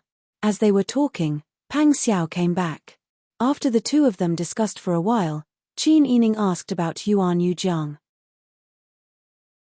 Pang Xiao sneered and said, "That old bastard still doesn't know how to repent and is still thinking about you. You don't need to pay attention to him. I will deal with this person." Qin Yining saw that Pang Xiao's expression was not good. He knew that he was greatly angered by Yuan Yujiang. Thinking about it, any man wouldn't feel good if his wife was being thought about. He didn't ask any more about this matter. "I will go home first. When you come back from the barracks, you can go home directly, okay? I also want to see the situation in the barracks first. Then I will see how the Tian Jizzi is doing." When Pang Xiao said this, Qin Yining remembered that the Tian Jizzi was still locked up in the barracks. "I think that the Tian Jizzi wouldn't run away." Qin Yining took out the short brown clothes that he had prepared for Pang Xiao and dressed him up as an ordinary boatman. With the Tian Jizzi's glib tongue and ability to distort right and wrong, plus she seems to know how to use poison, if she really wanted to escape, you wouldn't have been able to stop her that day. "I think so too." Pang Xiao opened his arms and looked down at Qin Yining, who was helping him tie his belt. Then, he couldn't help but smile. She didn't run away, which means that she wants to stay. But you don't have to worry. She has already shown her allegiance, and now our goals are the same. As long as there is no conflict of interest, nothing will happen. Qin Yining nodded. Anyway, if she stays here, she might be of use. Pang Xiao laughed. "You still dare to use her?" "Of course. Everyone has their own value. It all depends on how you use them. My sister Yi is so smart." Pang Xiao couldn't help but kiss her forehead. He hugged her waist and didn't want to let go. He even kept his face close to hers. "Good sister Yi, I don't want to go to the barracks anymore. How about I go home with you first? I'll go back after I see the children. It's the same if I secretly go to the barracks." The god of war Wang Yi, who was awe-inspiring outside, was like a piece of dogskin plaster in front of her. Who would believe it? Qin Yining was both helpless and amused. After thinking about it, he felt that there was nothing wrong with what he said. "That's fine. Then you can pretend to be a servant and go home with me. When will you go back after the gathering?" "It's the same in the barracks." "Okay." Pang Xiao nodded and smiled. I'll have Huzi go back to the barracks to check on the situation. You can also lock Yuan Yujiang up. Although Pang Xiao didn't say it, Qin Yining understood. He smiled and said, "You're in a hurry to cover Yuan Yujiang's eyes, ears, and mouth. When we get there, just lock him up to prevent him from leaking information to the outside world." Pang Xiao deliberately said, "I'll kill him when I get back." "You're still worried about leaking information?" Qin Yining rolled his eyes at him. "You're just moving your mouth. If you had the heart to kill him on the spot, you would be sitting on the throne now. Do you think I don't know what you're thinking? I just feel that although he has a blasphemous heart, he didn't do anything. He doesn't deserve to die." Pang Xiao was moved that he could be understood. "Our sister Yi is so smart. You only know how to say nice things to coax me all day." Qin Yining and Pang Xiao talked and laughed. Before long, everything was ready outside. Pang Xiao whispered a few words to Huzi. After Huzi nodded, he went to the cabin to get the person. Pang Xiao and Qin Yining went up to the deck. Pang Xiao stood in the middle of the servants that Jinghu Wei was pretending to be. He deliberately hugged his dog and blended into the crowd. Qin Yining put on the veil and curtain hat. He held the hand stove with one hand and Ji Yun's hand with the other. He stepped on the board that the boatman had set up and slowly got off the boat. An ordinary Lan Wu flat-top carriage had been prepared at the dock. It was low-key like an ordinary housekeeper's wife. After Qin Yining got on the carriage, Pang Xiao and another Jinghu Wei acted as guards. After they went ashore, they directly followed behind the carriage and quickly disappeared from the dock. At this time, Huzi also brought 2 people with him and carried a sack down from the boat. He tossed the still twisting sack onto the horse's back and then mounted the horse, raising his whip and leaving. The gate of Qin Manor was getting closer and closer. However, Qin Yining didn't dare to go in immediately. Instead, he took a detour to the back alley. Pang Xiao looked left and right. Seeing that there was no one watching, he personally went to knock on the door. The person who answered the door was an old lame servant. When he saw Pang Xiao, he didn't recognize him immediately. "Who is it?" Qin Yining had already gotten off the carriage and came forward with a smile. "Uncle Chen, it's me. Ayo, please come in." Uncle Chen immediately stepped aside to let him in, beaming with joy. Qin Yining left behind Bing Tang and Ji Yun to tidy up the things they brought back. He turned around and asked Uncle Chen, "Is everything okay at home?" "Okay, everything is fine." Qin Yining nodded with a smile and walked inside with Pang Xiao. When they arrived at the second gate, the older female servant on the gate naturally saluted Qin Yining. However, when she saw that Pang Xiao, an attendant, wanted to enter the inner residence, she couldn't help but reach out to stop him. Qin Yining chuckled and waved his hand. "It's fine. You just need to make way." Pang Xiao raised his head and straightened his stooped body. He faintly smiled at the older female servant blocking the way. The older female servant immediately exclaimed in surprise, "Oh, so it's 4th young master. This old woman has eyes but can't see. Don't take it to heart. Please come in." When he heard this form of address and saw her familiar appearance, Qin Yining knew that she was an old member of the Qin Manor. He smiled and thanked her. Then, he and Pang Xiao went to Ci Xiao Garden together. When they arrived at the entrance of Ci Xiao Garden, there was already a servant girl running inside to report the news. The two of them had just bypassed the hall and stepped onto the tidy square bricks when they saw a tall and straight figure standing in the corridor. Qin Yining stopped in his tracks and widened his eyes. He looked at the man wearing a wide-sleeved daoist robe. His features were sparse and there was a smile on his face. He was stroking his beard and looking at him. Tears immediately gushed out of his eyes. "Father." Qin Yining ran to Qin Huayuan in a few steps and knelt on the ground with a plop. He grabbed his father's robe and sobbed. Qin Huayuan's eyes were also wet. He supported Qin Yining with both hands. "Quickly get up, quickly get up." Pang Xiao also bowed deeply and grinned. "Father-in-law, you're back. Sister Yi is too happy. Earlier, the whole family was scared to death." Qin Huayuan smiled and patted Pang Xiao's shoulder. "This isn't the place to talk. Let's go inside first. Okay. Qin Yining's face was still covered in tears, but he couldn't help but laugh. As soon as they entered, Qin Yining pulled on Qin Huayuan's sleeve and asked him questions before he could even go around the screen to greet the old madam. Father, when did you come back? Why did you come back at this time? The journey must have been very difficult, right? You came back secretly, right? Qin Huayuan smiled and said, You little girl. You're already so old, yet you're still so impatient. Your daughter is just worried about you. The people inside seemed to have heard the noise outside. First, they heard a series of footsteps. Then two little people ran out like two little bulls. They rushed out one after the other. One hugged Qin Yining's left leg, and the other hugged her right leg. Mother, you're back. You bought snacks for Han Jie. Mother, I want a hug. Qin Yining smiled and kissed the two children. Pang Xiao picked Zhao Jie up. Hey, my family's Zhao Jie is strong again. Why is he only calling you mother and not father? Zhao Jie hugged Pang Xiao's neck and looked at him for a long time. Then, he grinned. Father. Seeing that his older brother was being carried, Han Jie also grabbed Pang Xiao's pants. Father, Han Jie also wants a hug. Pang Xiao laughed loudly and bent down to carry Han Jie.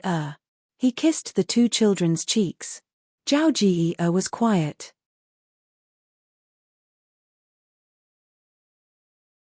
Chapter 874. Qin Huayuan took Brother Han and bumped him in his arms. He smiled and asked, Do you still remember the sentence that grandfather taught you just now? Brother Han thought for a moment and answered loudly, Hang the people and punish them for their crimes. Ju Fa and Yin Tang. Sit in the imperial court and ask for Dao. Hang the arch and level the chapter. Qin Huayuan smiled and nodded. He then asked Brother Zhao in Pang Xiao's arms, What does this sentence mean? Does Brother Zhao still remember it?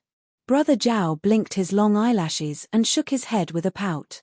He seemed to feel embarrassed and simply buried his face in Pang Xiao's arms. Brother Han also frowned, Grandfather, that sentence is too long. Brother Han also can't remember it.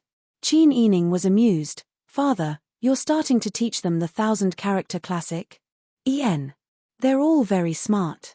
Knowing that he was praised, Brother Han proudly shook his head. Pang Xiao looked at him and didn't say anything that he could persuade him. At first, he thought that the children were too young and it was too early to start learning the 1,000-character classic before they finished speaking. However, it was obvious that Qin Huayuan taught them well. The two children were enjoying it. He was a rough person. His father-in-law was more experienced in this area. In the future, he was assured that his father-in-law would teach the children. The group of people entered the inner room while talking. Old Madam, Madam Zhang, and Madam Ma were sitting on the Arhat bed by the window and talking. Second Old Master and his wife, Qin Han, and his wife were all there. Qin Huayuan and Miss Ba were also sitting on the other side of the small table, talking and laughing in a low voice.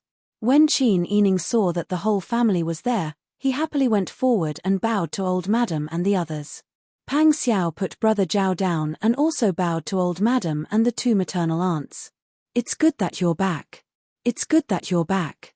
Old Madam smiled kindly, but her complexion wasn't as rosy as before. After experiencing so much separation and reunion, Old Madam had long lost her competitive spirit. In addition, she had been with Madam Zheng and Madam Ma for the past few days. Her thoughts had also been influenced by them. Now that her children were gathered by her side, it was already her greatest happiness. Qin Huayuan smiled and handed Brother Zhao and Brother Han to the wet nurse, asking them to take the children out to eat snacks. Mammy Qin knew that Qin Huayuan had something serious to say. She retreated to the door and motioned for the servant girls to retreat with her. She also ordered them to close the door and guard outside to prevent anyone from approaching. Qin Huayuan said, Now that Jishi and Sister Yi are back, our family can be considered complete. I have a decision, and I want to tell you now so that everyone can listen. Second Old Master and Third Old Master looked at each other and couldn't help but think to themselves, it's true. Qin Huayuan had been back for half a month. Although he still looked as gentle and refined as before, As his biological brother, it could be seen that he often had a lot on his mind. Having expected such a conversation, second Old Master said, "Eldest brother, if you have something to say, just say it."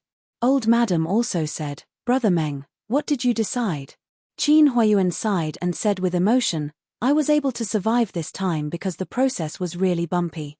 I won't go into detail about the hardships, but everyone can imagine it. When I was walking in the desert, although there were people arranged by Sister Yi, the feeling of looking around at a loss and not being able to distinguish where I came from and where I was going was really. During this period of time, I thought a lot and also saw through a lot. I worked for the imperial court for most of my life, first in Dian, then in Daeju.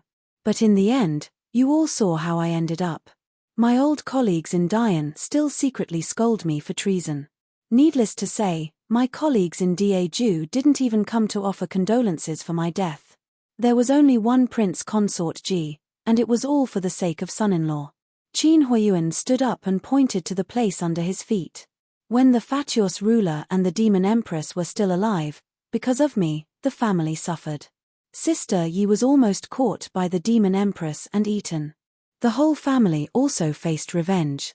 The land under our feet was stained with the blood of our family Qin people, and how many loyal servants of the family Qin died in vain." Old Madam pursed her lips and tears flowed down her face. "My twin granddaughters and my filial third daughter-in-law, when everyone heard this, their noses turned sour. Thinking of his third wife who was killed to protect his son, third master choked with sobs. Qin Yu also wiped his tears with his sleeves. He hadn't remarried yet because of his deceased wife. Everyone knew the reason for the tragedy of the family Qin. When the male members of Duke Ding's Sun family were executed and the female members were made into servants of officials, old Madame Zheng understood the anger and heart-wrenching pain of having a broken family the most. Madame Zheng took old Madam's hand and patted it comfortingly, but she also shed tears. Qin Huayuan shook his head. "I thought I had a clear conscience, but looking back now, after wasting most of my life, my family was also involved. Now, I don't want to make a name for myself. I don't want to leave my name in history. His Majesty's fear of us has never been eliminated. If we stay here, I'm afraid we will become targets in the future." With a firm gaze, Qin Huayuan bowed to old Madam and his family. "This time, Sister Yi's subordinates saved me. In order to get rid of the pursuers, they directly took me to an oasis in the desert called Xie. Back then, Yi and Jishi established a place there. I lived there for a while and did a thorough inspection. Although it's a secluded place, the people there are still simple and honest. It's not difficult to control and develop there.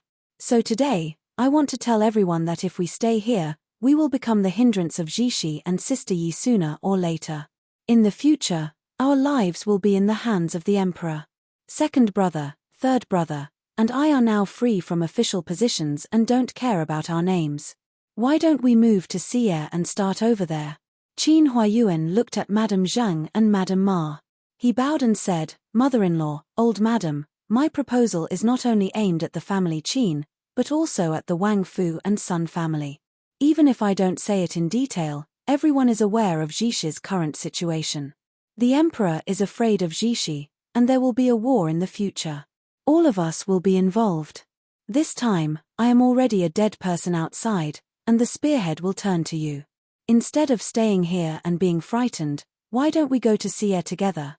This time, I went to Xie with cloth, gold, silver, and grain seeds.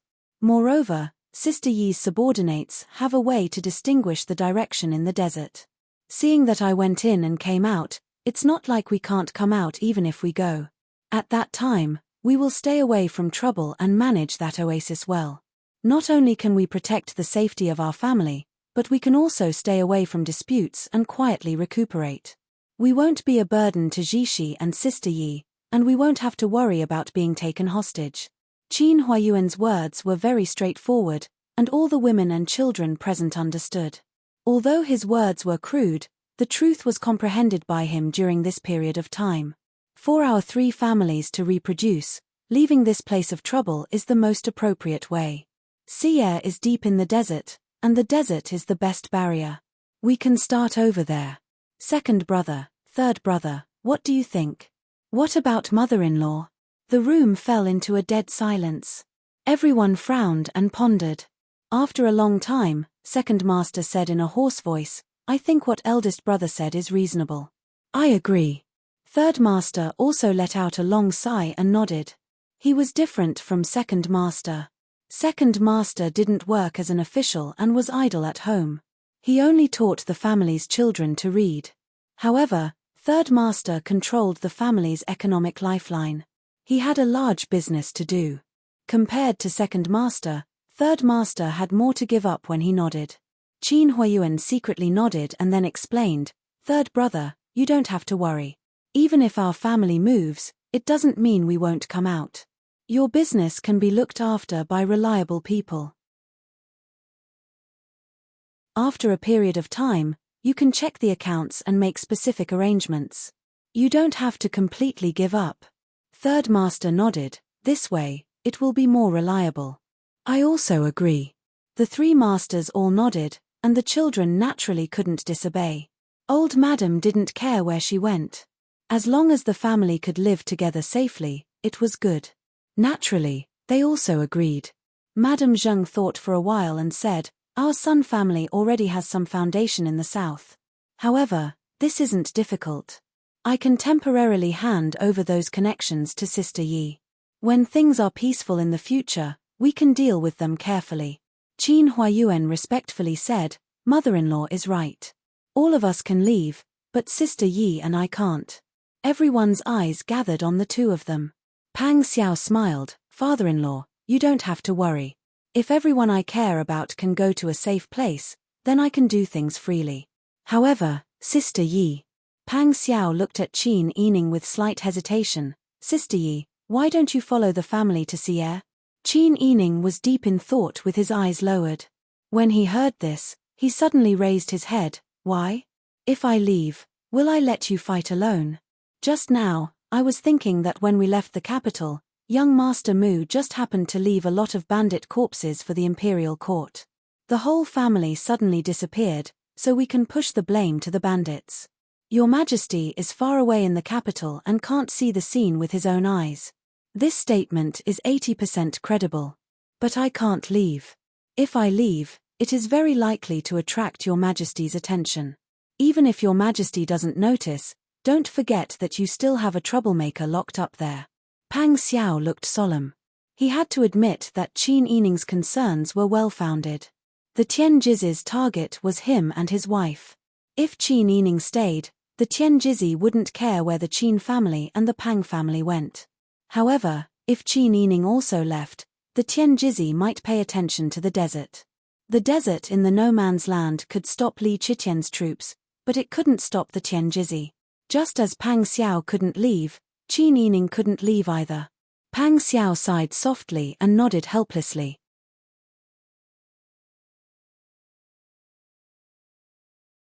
Chapter 875. Pang Xiao knew that Qin Huayuan was full of vicissitudes of life and no longer had the heart to be strong. Although his thoughts were different from his father-in-law's, he couldn't deny that from Qin Huayuan's point of view, taking advantage of the current situation to retreat was indeed the safest way. However, Qin Huayuan wasn't him, so he didn't fully understand his current situation. Anyone could leave, but he and Qin Yining couldn't. If they also retreated, who would be the barrier? Not to mention anything else, Tianjizi was obviously still conflicted about the day's calculations. Just as he had analyzed, a desert could stop Li Qitian, but it might not be able to stop Tianjizi. Don't worry, father-in-law. I will think carefully. Qin Huayuan nodded with a heavy expression. Mrs. Ma smiled and said, Dai Fu, listen to your father-in-law. Grandma doesn't ask you to be rich, I just want our family to be safe and sound. I understand what Grandma means. Pang Xiao smiled. Mrs. Ma patted the back of her hand, thought for a moment, and said, Since the whole family is moving, I will go back and tell your grandfather. We will go with the in-laws, so we don't have to go through the trouble twice. We can take care of each other when the family is together. Mrs. Ma is right, Mrs. Ma said. Madame Zhang added, when we reach the oasis, we can continue to help Sister Yi take care of the children as usual. The children's grandfather will be responsible for teaching them literature, and you can also teach them how to train their muscles and bones. Mrs. Ma heard this and nodded repeatedly. That's good. My heart is full of these two precious children. I feel sad if I can't see them. Mrs. Ma looked at Pang Xiao. But your mother, Pang Xiao smiled and said, Grandma, don't worry. You and grandfather can rest assured and prepare. I will order people to bring my mother back as soon as possible and set off with the family. Oh, that's good. Mrs. Ma smiled and nodded. When Qin Huayuan saw that his suggestion was accepted without any resistance, he could finally put down the huge rock in his heart. Since we've come to an agreement, let's go make our own preparations. The sooner we're ready, the sooner we can set off. Yes. Second Old Master, Third Old Master, Qin Han, and the others all nodded and left the old madam's courtyard. Qin Yining had been standing silently by the side, observing the expressions of the whole family. Regarding this family relocation plan, there were those who were happy, those who didn't care, and naturally, there were those who were unwilling. As expected, Miss Ba and Qin Huaining didn't look too good. In fact, she could understand Miss Ba and Qin Huaining's feelings. It was not easy to talk about the marriage, but it was repeatedly delayed by family matters. Her two children were almost 2 years old. Qin Huaining, who was the same age as her, and Miss Ba, who was a little younger than her, were still unmarried. Now that they had moved to Shiyu, the marriage of the two ladies was even more uncertain. They couldn't be blamed for feeling sad. If this happened to anyone, it would be hard to let go. Qin Huaining wanted to persuade them, but considering that she married into the highest family among her cousins, if she went to persuade them, it would be hard to avoid suspicion that she was just standing there and talking without knowing her own backside. Thus, she turned around and quietly pulled on Qin Han's sleeve. Second older brother, I see that Miss Ba and Huaining seem to have something on their minds. Later, let second older sister-in-law go take a look. Qin Han was surprised and looked at the backs of Qin Huaining and Miss Ba. He immediately understood, don't worry, I'll go personally. I'll definitely comfort them.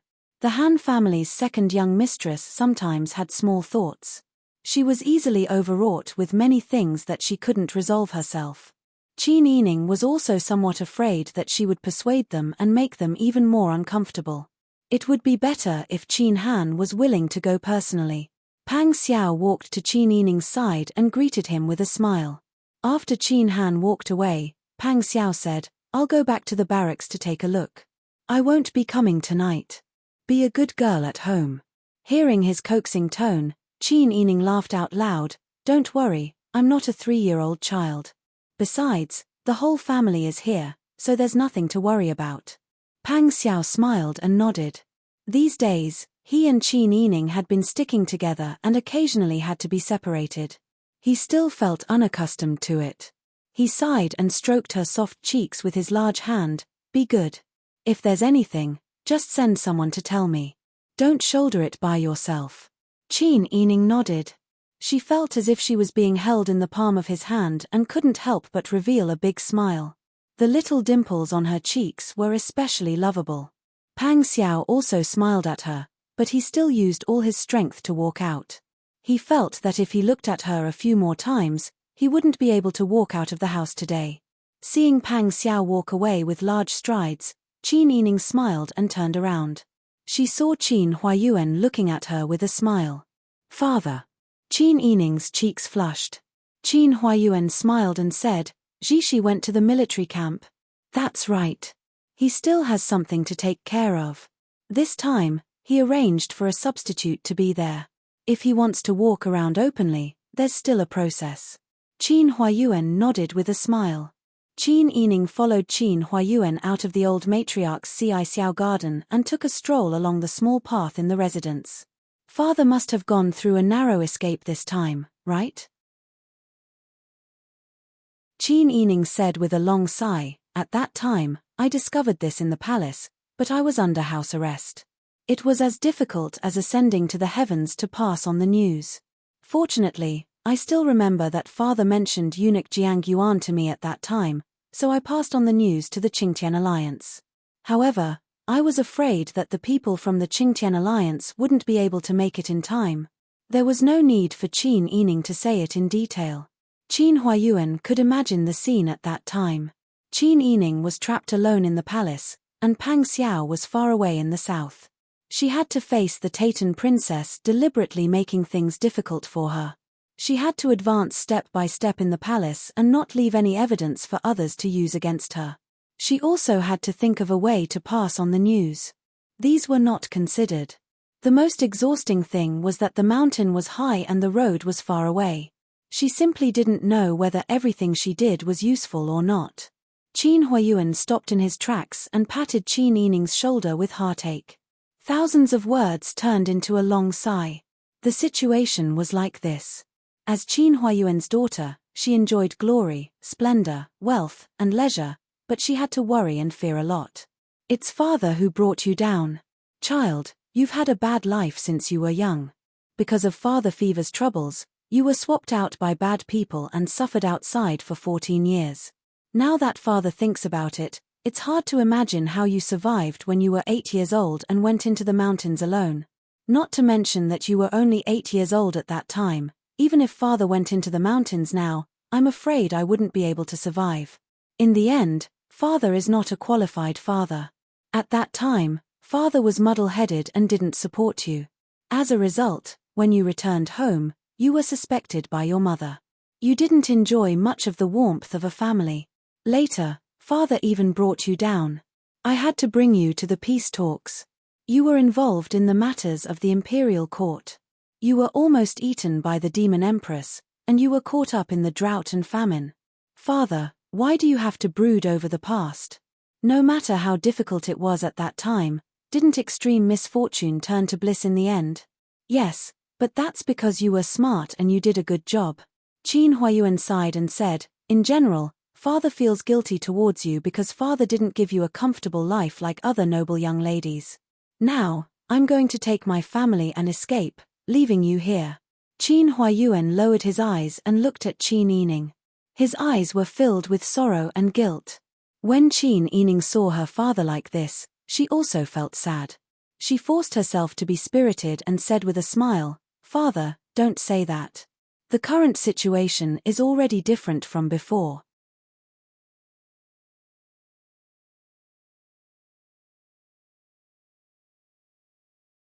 Chapter 876. If sacrificing our lives can quell this chaos and bring peace to the world, then that's fine.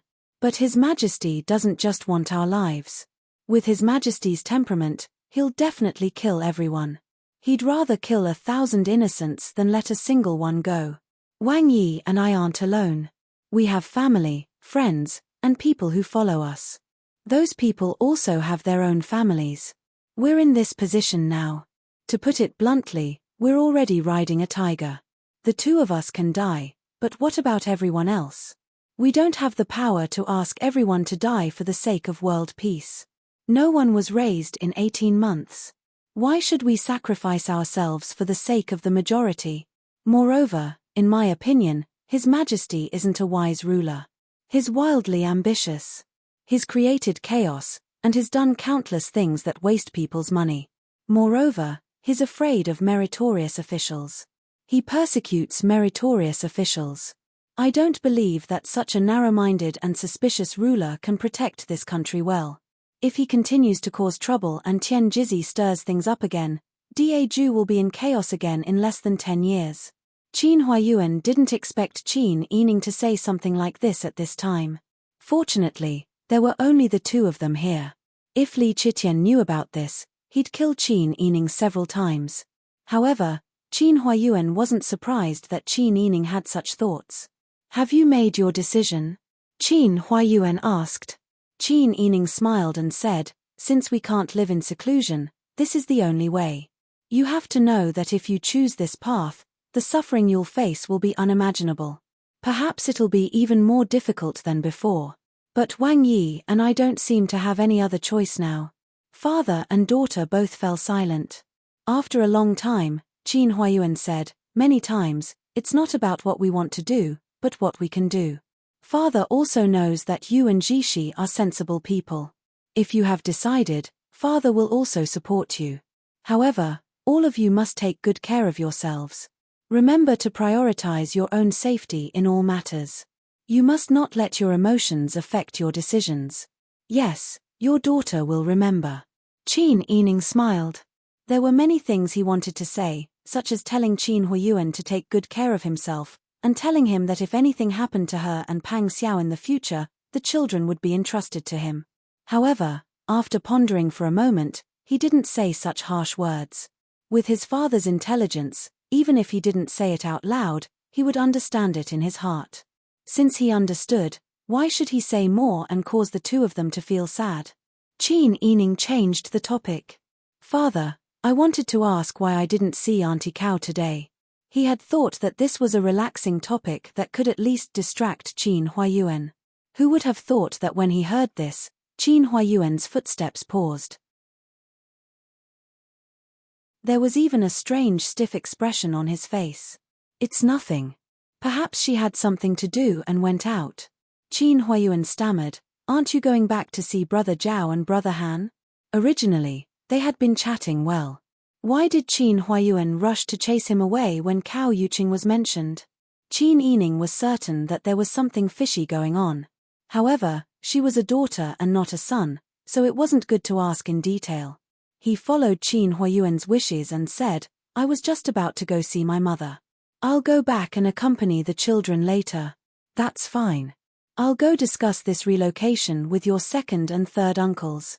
Qin Yining bowed to his father and went to Xingning Garden to see the Sun Clan. The Sun Clan member had a gentle smile on his face. He was currently instructing Mother Jin to bring people to check the contents of the boxes. When she saw Qin Yining, she smiled and said, Sister Yi, come here quickly. Mother, Qin Yining bowed respectfully and then sat down next to the Sun Clan member with a smile. The Sun Clan member took her hand and said with a smile, your complexion looks better after this trip. That's right. Although it was a serious matter, I won't be at a disadvantage when I'm with Wang Yi. That's good. I can rest assured that he's good to you. Once you and son-in-law are done with your business, you must come back as soon as possible. Qin Yining smiled and nodded, yes, mother. Don't worry. The Sun Clan was still the same as before. They weren't good at these kinds of things. Qin Yining also didn't want her to know about these troublesome matters. The Sun Clan member smiled and said, where's your father? Father went to the front to discuss the itinerary with second and third uncles. Millimeter. The Sun Clan member nodded, but there was a hint of hesitation in her expression. Qin Yining immediately noticed the Sun Clan member's strange expression and couldn't help but ask with a smile, Mother, do you have something to tell your daughter? Not really, but there's something I want to tell you. The Sun Clan member smiled and said, I plan to ask Cao Yuqing to marry into the family and become your father's concubine. Qin Yining was very surprised. Based on her understanding, the Sun Clan member was definitely not a magnanimous person. Although the Sun Clan wouldn't kill the 4 concubines that Qin Huiyuan took in for his son, she was still unhappy when Qin Huiyuan went to the concubines' rooms. Why would she take the initiative to ask Cao Yuqing to marry into the family this time? Perhaps the Sun Clan member saw her surprise, so she sighed and said, after going through so much, I've already gotten over it. Your father is fine, and that's better than anything else. Moreover, how many years can a person live? Your father and I have already left halfway, and we don't want to be unhappy because of these things. Although Cao Yuqing's background isn't good, she's a good woman who is affectionate and righteous. Her heart is with your father, and for your father, she would even do her best to protect you and me. She's so affectionate that even a stone would be warmed. Your father already has the intention of being moved. I've also thought that if a beauty like Cao Yuqing marries into the family, your father wouldn't fancy anyone else, right? It's better than old madam making the decision to bring in 3 or 4 women in the future. With such a person who knows everything, our family's days can be more peaceful. Qin Yining heard this and couldn't help but have a whole new level of respect for the Sun Clan. From this, it seemed that the Sun Clan was more open-minded and polite than her. If she were to think about it from another perspective, if a stunning beauty was wholeheartedly devoted to Pang Xiao and risked her life for Pang Xiao, and Pang Xiao also had feelings for her, she would probably hate him with jealousy instead of accepting him. She would only feel that she had been betrayed, because she had never given less than anyone else.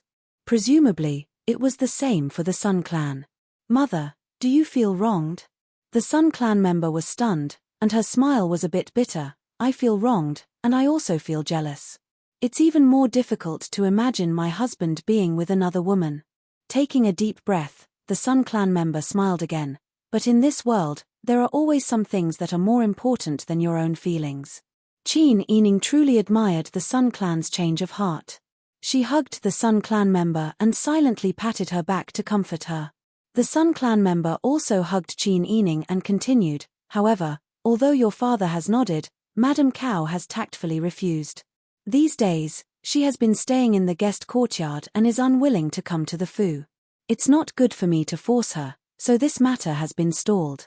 Qin Yining was very surprised. She was well aware of Cao Yuqing's painstaking efforts and dedication to Qin Huayuan. It was rare for Qin Huayuan to agree, and the Sun Clan also nodded. What did Cao Yuqing mean by not agreeing at this time? Cao Yuqing had entered the family Qin as a concubine and had seriously competed with the Sun Clan for favor. She shouldn't mind the status of a concubine. Then why? Qin Yining hesitated and said, "Do you want me to go and talk to her? You are a married daughter. How can you talk to your father about this kind of thing?" The Sun Clan member burst into laughter. "All right, you don't have to worry about this matter. I will go and talk to her. She is unwilling to marry into the Fu, so there must be a knot in her heart. If there is a misunderstanding, it will be fine." Qin Yining saw the Sun Clan member's gentle smile and gentle tone, so she knew that she sincerely wanted to matchmake them. She didn't say anything else and only nodded. "Mother, no matter what you do, as long as it is from the bottom of your heart, your daughter will support you." "Yes." The Sun Clan member nodded, but her eyes were moist. She had already discussed this matter with Madame Zheng. The reason why she could be so open-minded was also the result of Madame Zheng's mediation. Qin Huayuan wasn't a person who indulged in beauty. Madame Cao was doing her best. As the matriarch, if she still didn't agree, then it would be a bit too unreasonable. If she agreed, it would also depend on Qin Huayuan's opinion. If Qin Huayuan refused, she wouldn't persuade him. If Qin Huayuan agreed, she would try her best to make peace. Now that Qin Huayuan had agreed, the Sun Clan also knew that they couldn't stop matters of the heart. Moreover, Madame Cao herself wasn't annoying. But even though they understood the reason, their hearts still ached. The Sun Clan member hugged Qin Yining and closed her eyes to cry silently. Qin Yining also felt very uncomfortable. But since the elders had already decided, as a married daughter, she had no reason to say anything. Qin Yining returned to her room worriedly. Zhao Jie and Han Jie had eaten their fill. They were being watched by Xianyun, Qiu Lu, and the others as they played the 9 linked rings on the Arhat bed. When they saw Qin Yining, the 2 children happily jumped up and down, shouting, "Mother, mother, hug hug hug." Qin Yining's heart almost melted. She quickly walked over, hugged the children, and kissed each of them. "Mother's precious sweetheart, mother missed you so much." Zhao Jie and Han Jie giggled and smeared saliva on Qin Yining's face together. The mother and children huddled together and laughed and played for a long time. The sound of their laughter could be heard outside. When they were tired from playing, Qin Yining lay down with the children in her arms and asked softly, "Do you like grandfather and grandmother?" "Yes." "What grandfather taught you? Did you learn it?" "Of course we learned it." Han Jie sat up. Han Jie is the smartest. He learned it as soon as he learned it. Zhao Jie nodded heavily, indicating that he was also the smartest. Qin Yining smiled and nodded. Looking at the 2 children's innocent and cute smiling faces, they still didn't know that they were going to be separated from mother and son.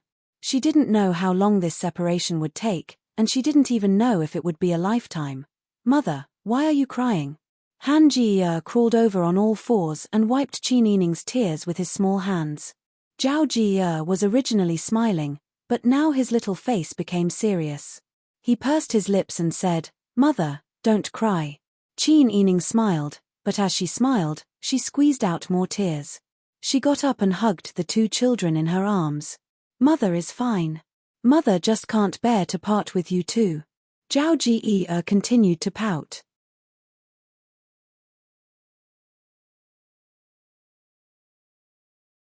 Chapter 877. Mother, Han Ji won't leave without eating some snacks. Han Ji hugged Qin Yining's neck, tears falling down his cheeks. Seeing his younger brother cry, Zhao Ji also sobbed, holding his mouth and crying sadly. The mother and children who were playing happily just a moment ago, now huddled together and cried. The servant girls hurriedly gathered around. Xian Yun and Qiu Lu picked up the two sobbing little ancestors and coaxed them. Bing Tang also took out a handkerchief to give Qin Yining. Wang Fei, what are you doing? Don't cry. You're making the children sad. If you accumulate depression, it's not good for your health. Qin Yining nodded, wiped away her tears, and forced herself to squeeze out a smile. Okay, don't cry. It's my fault for making you cry. Holding the two children in her arms, Qin Yining kissed their cheeks and smiled. In a few days, you'll follow grandfather and grandmother to our hometown. Mother, we're going together. Zhao Ji wrinkled his small brows, tears still stuck to his long eyelashes. Qin Yining suppressed the bitterness in her heart and said with a smile, Mother and your father still have things to do. Mother, Zhao Ji you're not eating any snacks. Han Ji also isn't eating. Seeing that the two children were about to cry again, Qin Yining hurriedly hugged them and coaxed them, finally making them feel better.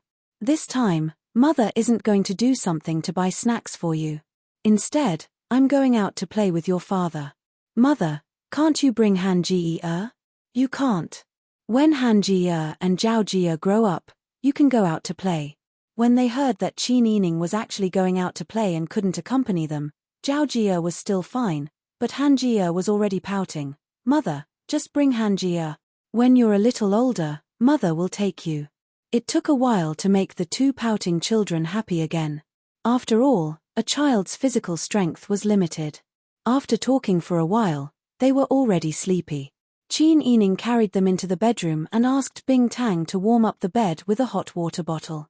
Then he hummed a tune and gently patted them to coax them to sleep. After everyone fell asleep, Qin Yining quietly walked out of the room.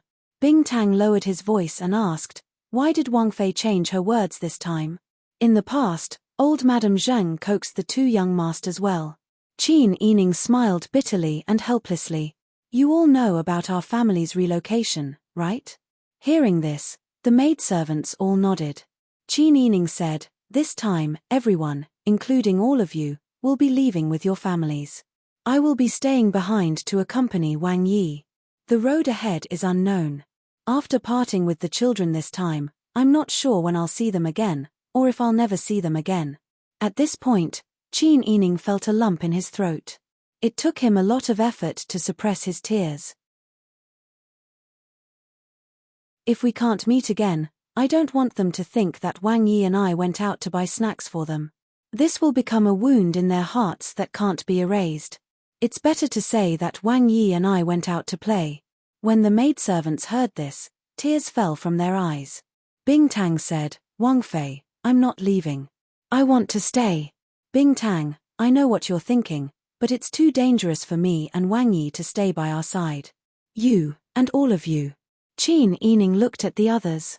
I can't drag all of you into danger. All of you will follow my father and the others and start a new life at Shiyu.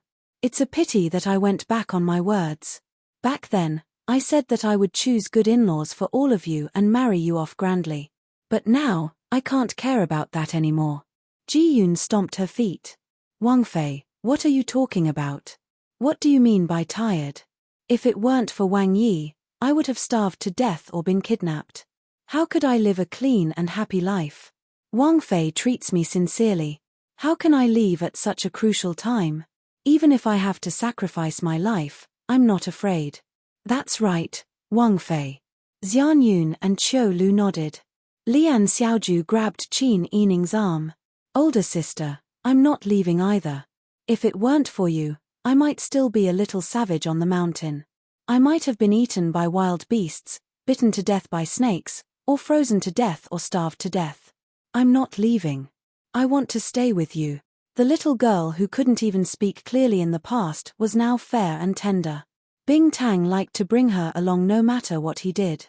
Lian Xiaoju was like heaven and earth compared to the past. Qin Yining was moved by her words. But even if she was moved, she couldn't change her mind. I'm well aware of your intentions. Qin Yining looked at them one by one and sighed. This time, you have to listen to my arrangements. You can't disobey. Moreover, there are so many people at home. When I'm not here, I'm counting on you to take care of them. Especially the two young ones. Although Qin Yining's tone was gentle, her attitude was very firm. Bing Tang lowered her eyes. In any case, Huzi will follow Wang Yi. I don't want to be so far away from Huzi. Moreover, if Wang Fei doesn't have a single servant girl by her side, won't people be suspicious? Moreover, Wang Fei also needs a trustworthy doctor. I will definitely follow Princess Consort. Qin Yining opened her mouth, but she couldn't find the words to refute. Ji Yun took advantage of the situation and said, Bing Tang is right. If Wang Fei doesn't have anyone by her side following her, people will be suspicious.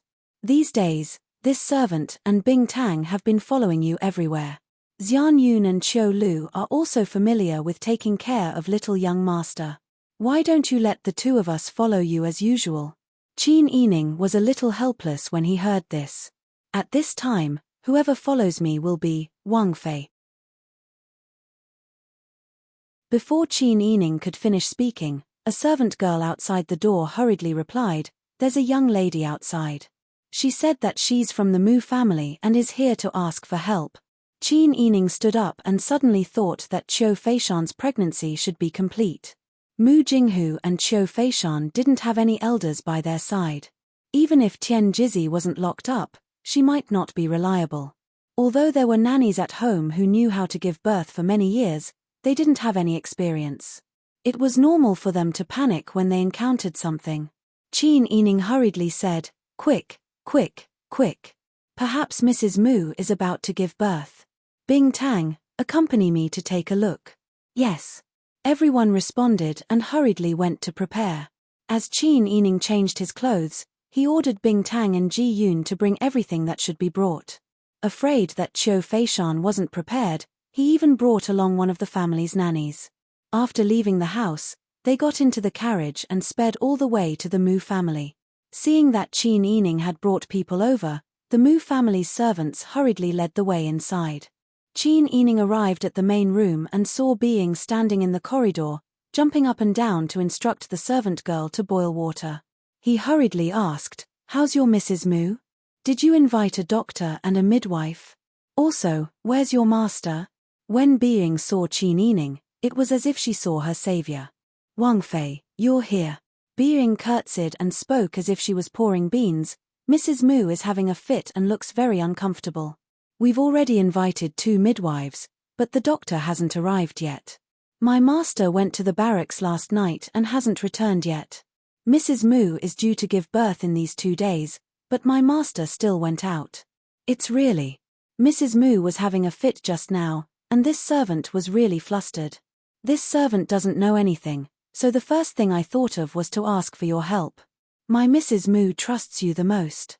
Qin Yining smiled and said, The good relationship between the Tong family is naturally not ordinary. Don't panic, I brought a doctor here. I was afraid that you didn't invite a wet nurse, so I even brought my brother's wet nurse. Don't worry, your Mrs. Mu will be fine. When Being heard this, she was so moved that tears almost fell. She knelt down and kowtowed 3 times. Thank you, Wang Fei. Thank you, Wang Fei. You're welcome. Quickly get up and arrange for them to prepare more hot water. Being nodded and hurriedly went to arrange it.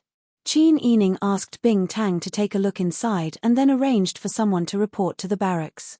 She herself went to the delivery room to visit Qiu Feishan. At the same time, the situation in the barracks was not easy. Pang Xiao had already changed back to his daily service. The substitute who replaced him had already finished his work and returned to being Jinghu Wei. At this time, he and Huzi stood behind Pang Xiao, one on the left and one on the right.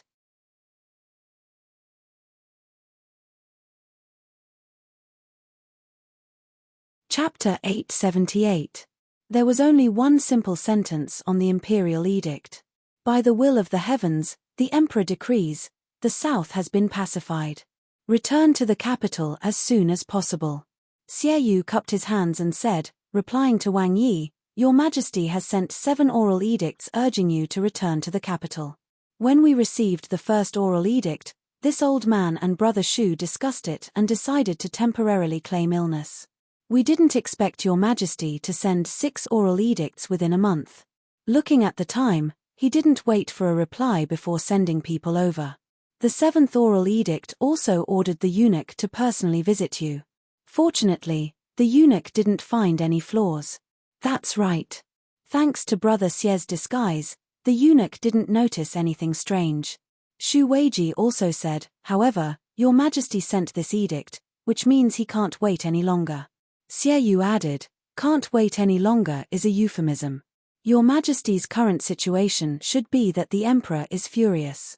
If Wang Yi doesn't respond quickly, Your Majesty's next edict might not just be urging you to return. Pang Xiao nodded. How could he not know what Xie Yu said? His fingers lightly tapped the table. The orange candlelight in the tent reflected the outline of his handsome face.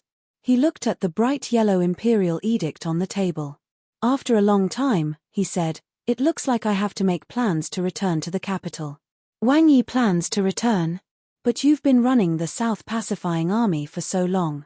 Everything has just gotten on the right track. If you return now, Your Majesty can arrange for other people. The South Pacifying Army might not be as loyal to you as the Tiger Army. I'm also clear on this point. However, things aren't as bad as I expected. Pang Xiao smiled confidently. This king is confident that he has some skill in leading troops. Although he can't compare to the Tiger Army's feelings, the South Pacifying Army won't be so bad as to not recognize people in the blink of an eye. Xie Yu and Shu Weiji also nodded. They had to admit that Pang Xiao had a unique talent when it came to leading troops. He also had an exceptionally convincing temperament. On the battlefield, he had always been at the front and at the back. He would never disregard the lives of any of his soldiers. He saved the wounded soldiers, but for those who were injured and could no longer be soldiers, he didn't care if they were given some money by others. Many soldiers who were disabled like that would become burdens to their families when they returned home. How many years could a small amount of compensation last? However, Pang Xiao would never give up on them from the very beginning. Qin Yining even arranged for the wounded soldiers to work in his own farm. Who knew how many wounded soldiers he had raised? Even for those who died in battle, Pang Xiao would privately send the compensation that Diegu didn't give. He would never allow his brothers who died in battle to close their eyes. In the eyes of the enemy, Pang Xiao was an evil spirit who killed without batting an eyelid. However, in the eyes of the people of Diegu, he was a hero who opened up new territory and pacified the world. He was a cornerstone that supported the stability of the country. That was why Li Qitian was so afraid of him. Since this matter had been decided, Pang Xiao asked Huzi, Has Yuan Yujiang been locked up? Yes. Huzi nodded and said, It has been handled properly. Wang Yi, you don't have to worry. Has young Master Mu come to see his martial uncle recently? Xie Yu smiled and said, He came today. He hasn't left yet. Pang Xiao smiled and nodded. He stood up and said, I'll go find him. Unexpectedly, before Pang Xiao could find Mu Jinghu, someone rushed in from outside to report, Wang Yi, Wang Fei has sent someone to report that Mrs. Mu is about to give birth. She wants young Master Mu to return quickly. Pang Xiao was stunned. He hurriedly strode out of Tian Jiz's room to find Mu Jinghu. Mu Jinghu was chatting with Tian Jizi through the door at this moment. When he heard the footsteps from outside, he also took offense. However, as the footsteps came closer, he and Tian Jizi both stopped talking and turned to look at the door. Blockhead, why are you here at this time? Mu Jinghu said happily, You're back? Yes. Hey, this isn't the time to talk about this. Your wife is about to give birth. Go back quickly. Mu Jinghu looked as if he was struck by lightning. He said blankly, Really? Of course it's true. Sister Yi just sent someone to tell you. Why aren't you going back home?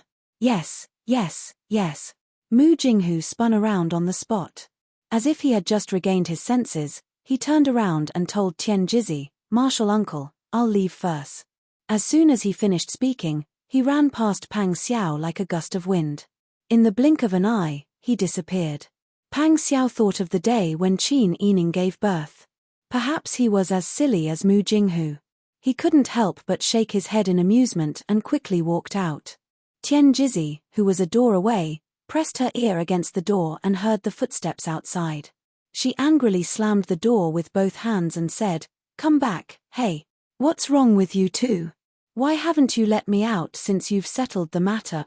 Come back." However, her voice echoed in the corridor, but no one responded. Tian Jizzy angrily sat back down at the table, eating snacks while sulking. By the time Pang Xiao and Mu Jinghu rode their horses to the Mu residence, the sky was already dark.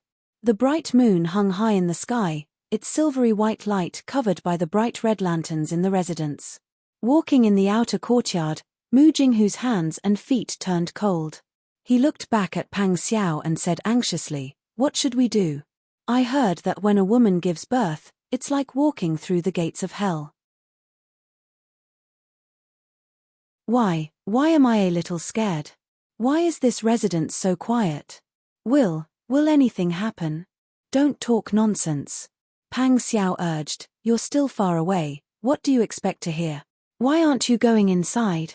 "Oh, what about you?" Pang Xiao was angered by Mu Jinghu's silly look and laughed, "I'm a man outside, how can I enter your residence? Why aren't you going inside?" Oh. Mu Jinghu seemed to have just woken up. He leaped onto the wall and disappeared without a trace. Huzi followed Pang Xiao here. When he saw Mu Jinghu's appearance, he laughed until his stomach hurt. Pang Xiao also found it funny. However, when Qin Yining gave birth, he was probably not much better than Mu Jinghu. Qiu Feishan's body was still healthy, unlike Qin Yining's suffering.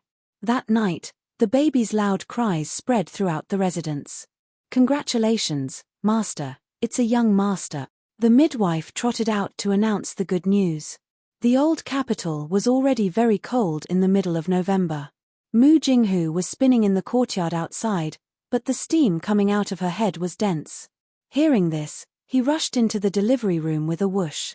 Qin Yining was holding a hand warmer and asking the midwife about Qiu Feishan's situation. He heard a burst of happy laughter coming from the room, followed by Mu Jinghu's silly voice, "Shanshan, I'm a father.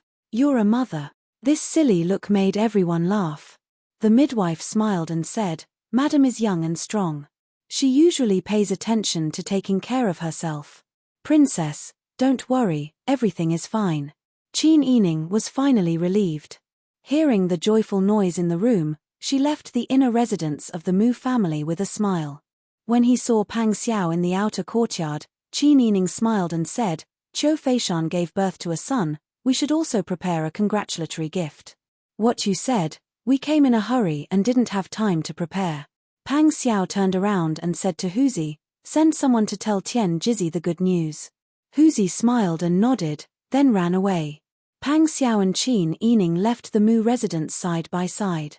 At this time, everyone in the residence was celebrating, especially Mu Jinghu, who was probably laughing silly. The two of them didn't want to disturb him.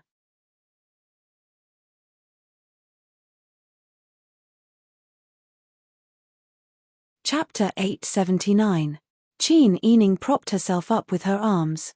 Her soft, black hair fell from her shoulders onto the light-colored mattress. "We just came back. Why is he here already? Did something happen to the Qiu family?" Pang Xiao pulled up the quilt for her and said with a smile, "He won't. If something happened, he would have arranged for someone to report to me." Qin Yining suddenly understood. "That's right. Why don't you go and take a look?" "Yes, go to sleep first. Don't wait for me. If anything happens, I'll send someone to call you." Pang Xiao grabbed his clothes and put them on. Qin Yining lay down on her side. She hugged the blanket and looked at Pang Xiao's tall and slender back. She covered her mouth and yawned. "I know. You should wear more clothes." Pang Xiao, who was striding out, stopped when he heard this. He came back and grabbed a large robe to put on. His large hand caressed Qin Yining's cheek. Go to sleep. Be good. Qin Yining smiled and rubbed her face against Pang Xiao's palm. Her eyelids gradually grew heavy and she fell asleep quickly. Pang Xiao looked at her exquisite side profile and couldn't help but reveal a warm smile. He tucked her in before quietly walking out of the inner room. When Qin Yining opened her eyes early the next morning, she was in Pang Xiao's arms.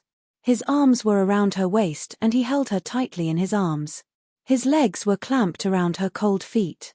She leaned against his warm and strong body and closed her eyes comfortably. She was a bit afraid of the cold, especially in this weather. Even the tip of her nose was cold when she breathed. She didn't want to leave the bed even more. Qin Yining didn't want to move. She quietly looked up at Pang Xiao. Pang Xiao closed his eyes. His eyelashes were very long and his eyebrows were relaxed. His thin lips were slightly opened. He looked a bit like a child. She smiled softly. Her eyes were full of love and gentleness as she looked at him. What are you looking at? Pang Xiao suddenly spoke and turned over to press her down. Little miss, you've been looking at me for so long. Could it be that you have some unspeakable thoughts about me? Qin Yining rested his arms on his shoulders and smiled with his almond-shaped eyes. Yes, I have some unspeakable thoughts. Young Lang Jun, you're so handsome. Do you want to be my Lang Jun? Pang Xiao was stunned for a moment, and then she laughed happily. Her laughter shook her chest, and Qin Yining also laughed with her. Her eyes were curved like two crescent moons. The morning light shone in through the light-colored gauze curtain, and her porcelain-white skin seemed to be suffused with a soft halo. That kind of gentle and pure beauty, and also inadvertently revealed a charm that seduced one's mind. Pang Xiao's eyes darkened. He pressed against her soft body and sucked on her lips. The two of them are like two crossed necks. After a long while, she finally stopped, panting. Qin Yining nestled in his arms. Why did Mr. Mu come to see you last night? When Pang Xiao heard this, he burst out laughing. He wrote more than 10 pages of paper, and on it were all the names that he had thought of before. He couldn't make up his mind, so he came to see me. Qin Yining said in surprise, he asked you to help him choose the names? Pang Xiao nodded. Yes, he said that I have experience. You didn't see how he was like. The names he came up with were so difficult to explain in a few words. It's not good for me to name the children directly. When I saw that he was struggling between White Tiger and Celestial Wolf, I was simply speechless. Qin Yining chuckled when she heard this. You're still laughing at him? Back then, I don't know who it was that gathered his strategists and seriously studied for half a day in order to name his son. In any case, Mr. Mu only asked you, a good friend, to discuss it. He didn't force unrelated people to help him think of names. Pang Xiao's face turned red when he heard this. He said stubbornly, if he had an advisor, do you think he wouldn't ask for help? What happened in the end? What name was he given? He couldn't really be called Mu White Tiger or Mu Celestial Wolf, right? Wouldn't that make him a beast? Pang Xiao smiled and said, I advised him to ask for Boss Chou's opinion. Besides, his martial uncle is also an expert in divination. He might be able to calculate a good name based on the birth characters. When he heard this, he went to the military camp overnight. Qin Yining couldn't stop laughing. He turned around and said, no matter what the child's name is, we have to prepare some practical items before sending them over. We can't be careless. I'll leave it to you. The two of them got up and washed up. Just as they were about to eat breakfast, someone outside said, Mr. Mu is here. Qin Yining smiled and said, I think he has already thought of a name. Pang Xiao also smiled. He instructed someone to prepare another set of cutlery and went out to welcome Mu Jinghu. Qin Yining sat at the square table and waited. Not long after, he saw Mu Jinghu and Pang Xiao walking side by side. As they walked, Mu Jinghu pulled Pang Xiao and said something. When the two of them came closer, Qin Yining heard the last few sentences. So, Martial Uncle said that he would give the name Yang. He said that Brother Yang's birth characters lacked fire, so this name was the best. He also said that he lacked an intelligent and brave adoptive father in his life. I thought that you were the only one who was both intelligent and brave, so I came to find you. Qin Yining smiled and stood up. You've already decided to call him Mu Yang? Yes. Shanshan also said that this name was good. My brother Yang wants to acknowledge you as his adoptive parents. What do you think? Although Pang Xiao felt that Tian Jizi was probably talking nonsense, he would not reject him based on his relationship with Mu Jinghu. It's our honor. Qin Yining and Pang Xiao thought of the same thing. They looked at each other and smiled. If that's the case, I'll have to give you a big gift during the third bath. I can't let brother Yang call me his adoptive mother in the future for nothing. Mu Jinghu smiled very foolishly. It was obvious that he was still immersed in the joy of becoming a father. Pang Xiao invited him to eat. Mu Jinghu did not stand on ceremony. He smiled and talked about how cute and beautiful his son was as he ate. It was rare for Qin Yining to see Mu Jinghu like this. After having a son, he seemed to be 10 years younger. They did not care about not talking while eating. They chatted with Mu Jinghu. Halfway through the meal, Ji Yun suddenly walked in quickly. He bent his knees and said, Wang Yi, your subordinate wants to see you. Pang Xiao did not have any intention of avoiding Mu Jinghu. He asked directly, is he from the military camp? Ji Yun was bold and said directly, Wang Yi, his Jinghu Wei who came back from Huichuan County. Pang Xiao and Qin Yining's expressions became serious. The two of them did not have time to eat. Mu Jinghu also felt that something was wrong. He followed them to the front hall. When the elite tiger guard saw Pang Xiao, he respectfully saluted. Under Pang Xiao's signal, he said bluntly, replying to Your Highness, after this subordinate arrived at Huichuan County and investigated carefully, this subordinate did not find anything abnormal about that place. Pang Xiao frowned and said, tell me more. Yes. The construction of the Imperial Mausoleum in Huichuan County has stopped. There are a few open spaces near the Imperial Mausoleum that are used to build sheds. The other party is using stones. At this time, there are only a few workers guarding the stones. The Imperial Court has not allocated any money and Huichuan County has no county magistrate. Without a leader, the situation in the county can be said to be bleak.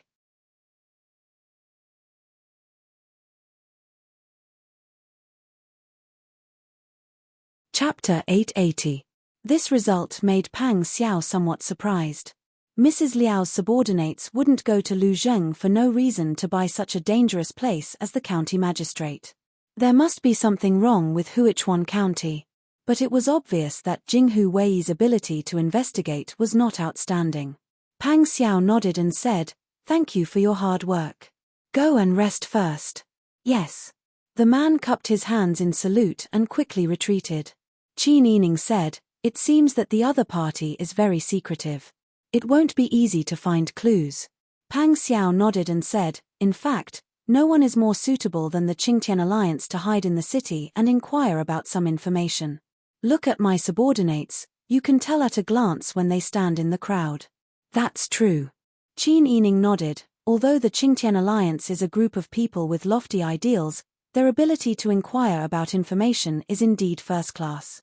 It's just that the situation is unclear. We don't know if Mrs. Liao and her 2 men are still alive, or if they are both alive. We also don't know if they are still in contact with the Qingtian Alliance. If Mrs. Liao is still alive, Liao Zhibing will definitely side with his wife. I really don't dare to take this risk. The people of the Qingtian Alliance might be loyal to her.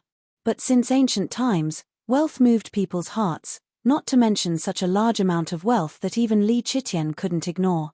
Who didn't want to sit on a mountain of gold and silver and spend it all their life? Who didn't want to leave behind good fortune for their future generations? Qin Yining had been in the city for many years and had seen the nature of people in the face of disaster. She wouldn't judge people with malice, but she also wouldn't think of people as too selfless. Pang Xiao looked down and pondered for a moment. The silver-masked spy's assassination and spying skills are not weak. But this time, I want them to follow our family. Qin Yining nodded and said, I think so too. We won't be around, so we can rest assured with more people protecting our family. Father, they will be leaving in a few days. We can't let the silver-masked spy go out again. Pang Xiao put his hand on the edge of the table and tapped his slender index finger on the table. After a while, he said, if it doesn't work, I will go there myself. Qin Yining frowned. You're going there personally? Yes, this is a serious matter. We can't afford to make any mistakes. Pang Xiao said in a deep voice, the whereabouts of the treasure must be tracked down. If we can get it, that would be the best. If not, I'd rather let Mrs. Liao and her group get the treasure than give it to the emperor. Once he gets his hands on the treasure, he won't care about the disaster of war. His priority will be to exterminate us. That's right. The world has already been decided. Now, the person who threatens his position is you. He will definitely destroy you at all costs. Pang Xiao smiled bitterly. In the end, I'm not that noble. Like me, I'm also selfish. I just want to live. Maybe in the emperor's eyes, I'm the kind of existence that will endanger his life. That's why he spares no effort for me. Qin Yining saw Pang Xiao sighing and couldn't help but sigh. Then, he said seriously, what is noble? What is selfish? We're just ordinary people. Don't force yourself to be immortals. Do you think we're good people if we stretch our necks and wait for Li to chop us up? That's not good. That's stupid. Since ancient times, history has been written by the winner. You think sacrificing yourself for the world's peace is for the good of the people, but who can guarantee that the history books won't smear you? What's more, you have a large group of brothers following you. You also have family. Do you want them to be buried with you? At this point, Qin Yining stood up and looked up at Pang Xiao. His eyes were particularly firm. Don't think so much. Good and evil will naturally be judged by the world.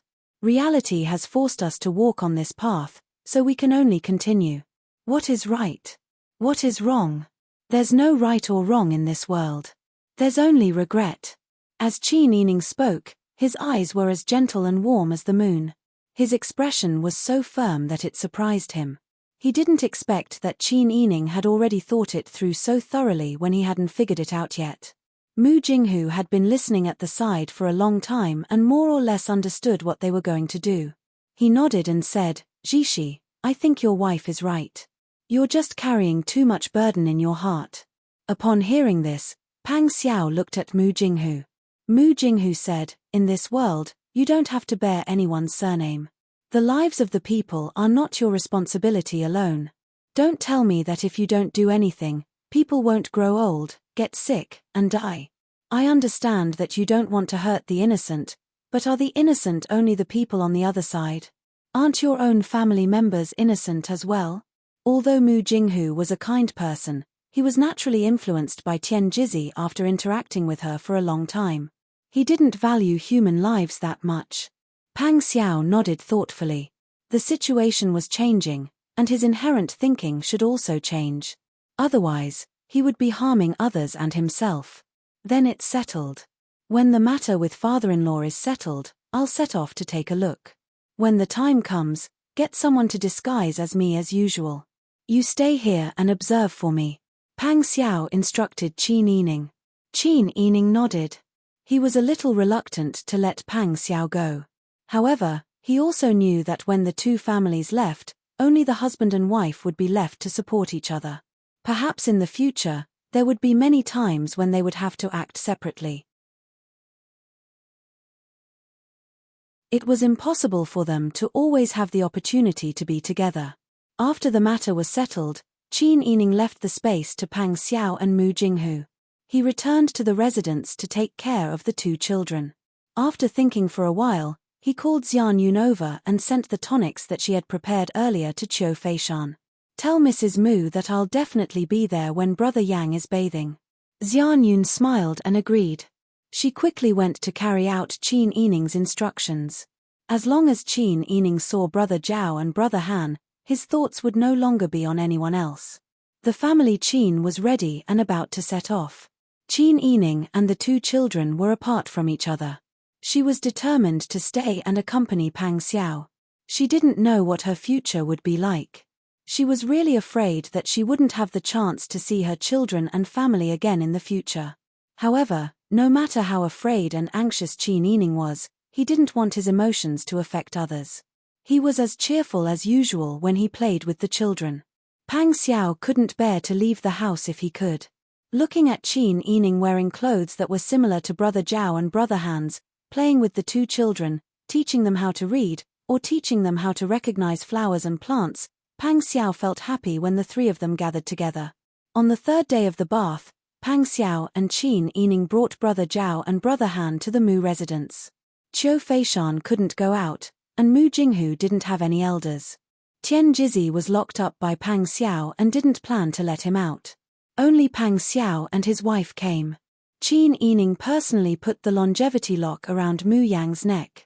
The little baby was wrapped in red swaddling clothes and leaned in Qiu Feishan's arms. He was spitting bubbles and looking at Qin Yining with his big eyes. "Look at him, he also likes you." Qiu Feishan looked at Qin Yining with a smile. Qin Yining went to tease Brother Yang with a smile. The child grinned and said, "Oh, he's so cute.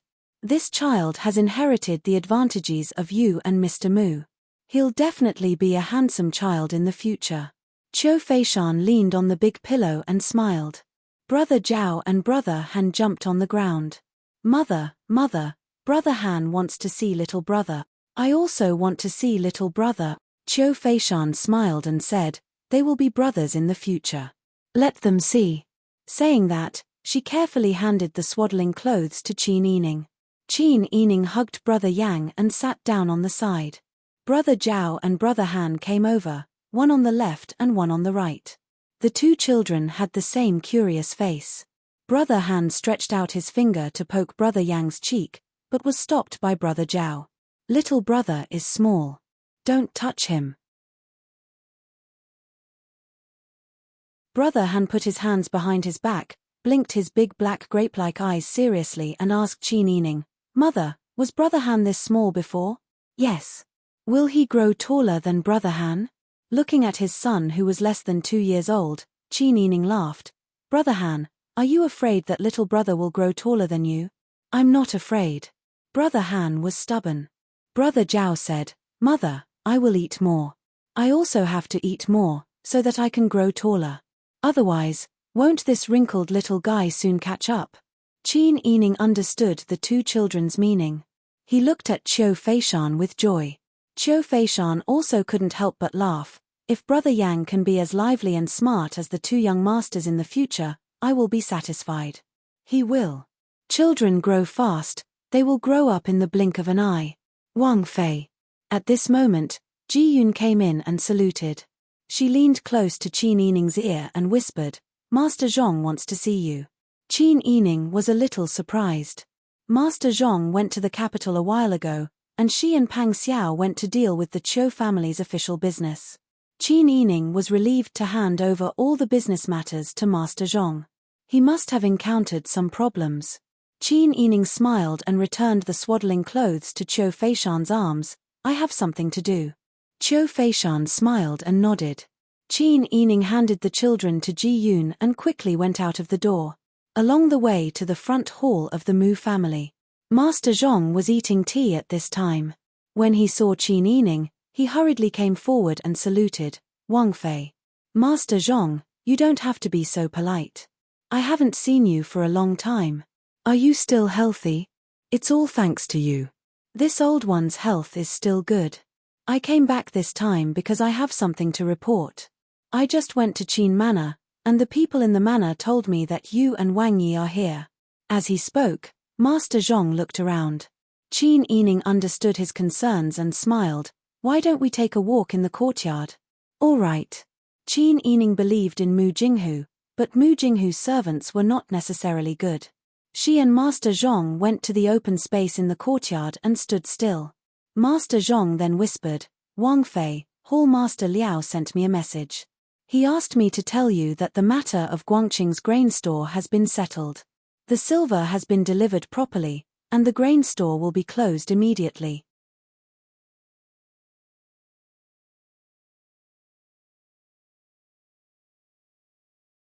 Chapter 881.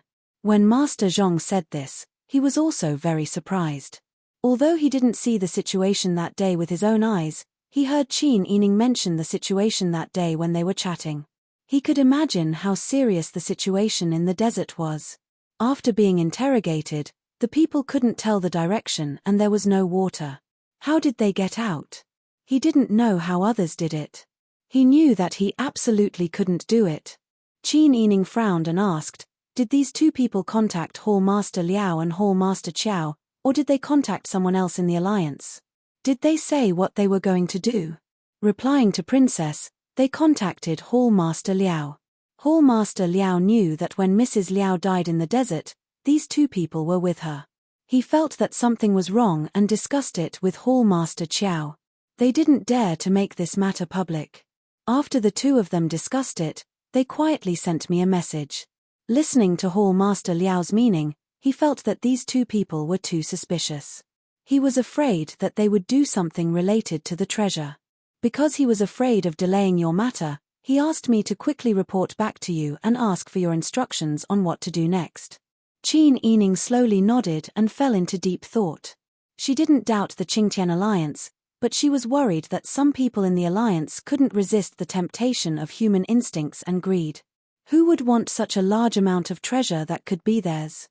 The other party contacted Liao Zhibing probably because of his relationship with Mrs. Liao.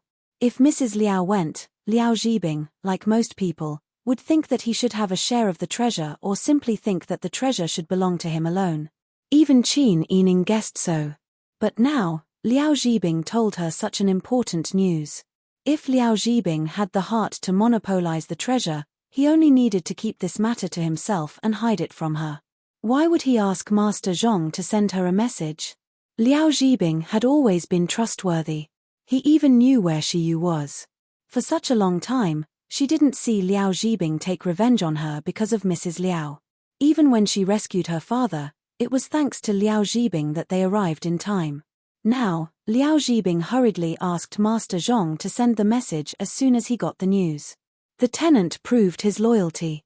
This made Qin Yining, who was on guard, feel a little embarrassed. She was really too narrow-minded.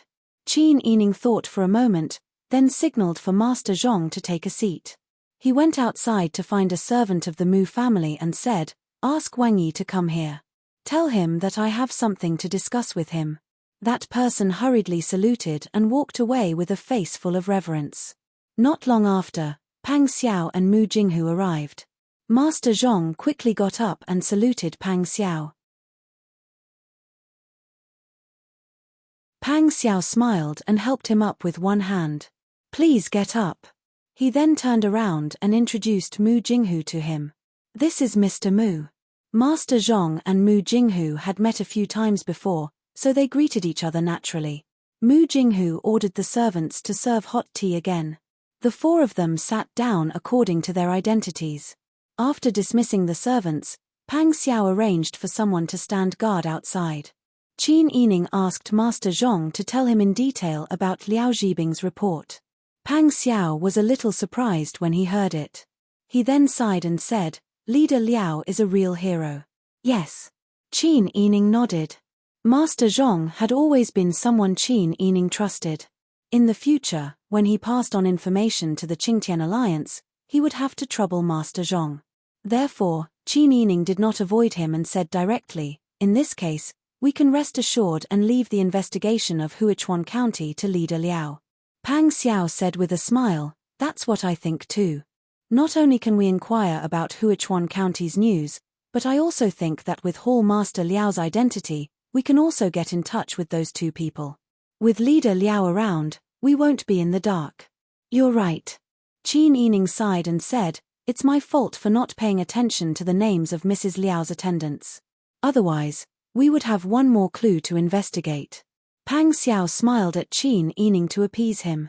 "Don't be too hard on yourself. In that situation, you almost starved to death in the desert. You've done well to survive. What else do you want from yourself?" Qin Yining shook his head and did not say anything to ruin Pang Xiao's mood. In fact, in her position, she could not be asked of like an ordinary woman. If she really only wanted to help her husband and teach her children like an ordinary woman, the grass on her grave would be 3 feet tall by now. Although Master Zhong only understood half of it, he also knew that something happened in Huichuan County, and it was related to the 2 people in the Qingtian alliance who secretly contacted Liao Zhibing. Master Zhong said, "Forgive me for saying too much. I have dealt with Mr. Liao many times. This person has a clear face and a righteous aura. Although he comes from a humble background, he is not a treacherous person. He is very serious when doing things. I personally think that this person can be trusted." Pang Xiao loved Qin Yining and naturally respected the people around Qin Yining. Not to mention, Master Zhong was an old man who followed Qin Yining in his early years. Master Zhong said so. "I think Leader Liao is trustworthy." Pang Xiao lowered her eyes and pondered for a moment. Then, she smiled and said, "It seems that it saves me the effort of going out. Moreover, if I go to Huichuan County, not to mention the long journey, the target is too obvious. If I ask Mr. Liao to inquire, I'm afraid I can get some different results." "I think so too." Qin Yining said, "The ability of the people in the Qingtian alliance to sneak into the market to inquire about information is first class. Moreover, the other party has the intention to contact Mr. Liao. Mr. Liao only needs to pretend to comply and you can get a lot of unexpected information." Pang Xiao smiled and said, "That's right. Master Zhong came at the right time, and the information is too useful. Otherwise, I'm afraid I would have already gone out." Head shopkeeper Zhong hurriedly stood up and bowed, saying, "This is this old man's duty.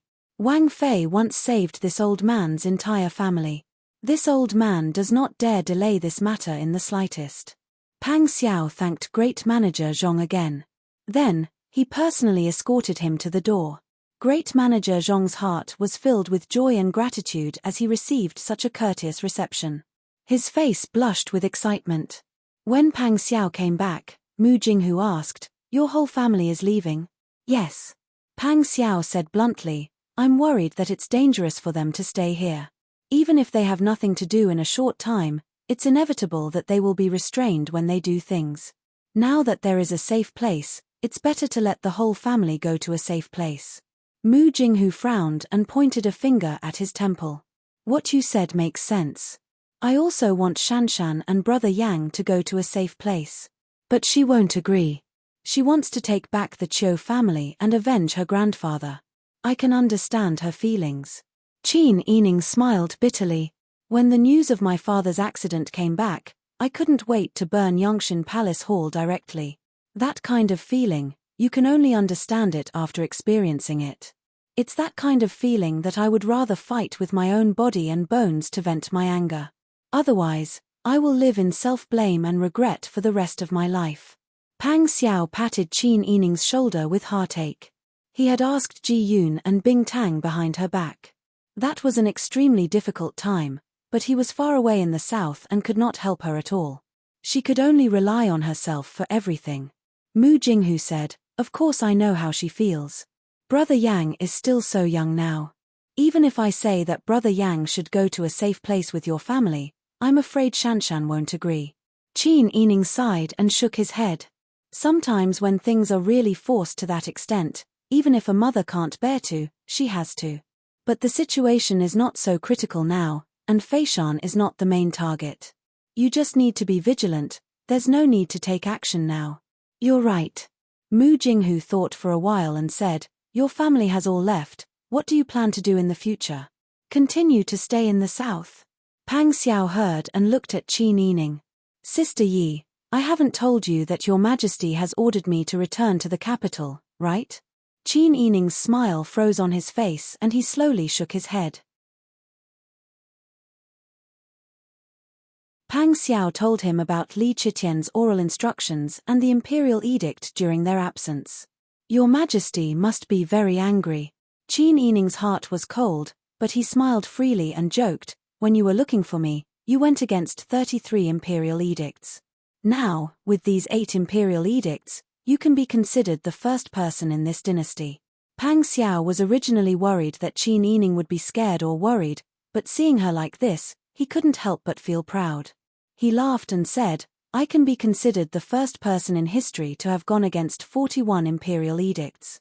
If I say it out loud, it would be a crime against the whole world. Any one of my disobedience would be enough to chop my head off. When I return to the capital this time, I'm afraid that I'll be impeached the moment I see him."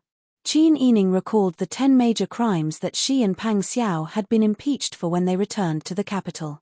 Now that you've gained a foothold in the south, this is something that His Majesty did not expect and is most unwilling to see. When we return to the capital, we must make careful preparations. Qin Yining looked at Pang Xiao inquiringly. "Invite Sir Xie and Sir Shu to come over another day. We can discuss together and come up with a plan. It's best to list out the problems that we may encounter when we return to the capital and then think of countermeasures to ensure our safety." "You're right. I plan to invite father-in-law first. Although father-in-law already has the intention to retire, his reputation as the wise Pan and is not just for show." The two of them discussed for a while and it was already noon. Mu Jinghu invited Pang Xiao and Qin Yining to have a meal together. After the meal, they began the ritual of washing the third day. There was an incense table in the front hall and 13 statues of the goddess of eyesight, goddess of pox, goddess of childbirth, blue cloud progenitor, and others were enshrined. The incense burner was filled with millet. The midwife lit 3 incense sticks and prayed 3 times while chanting.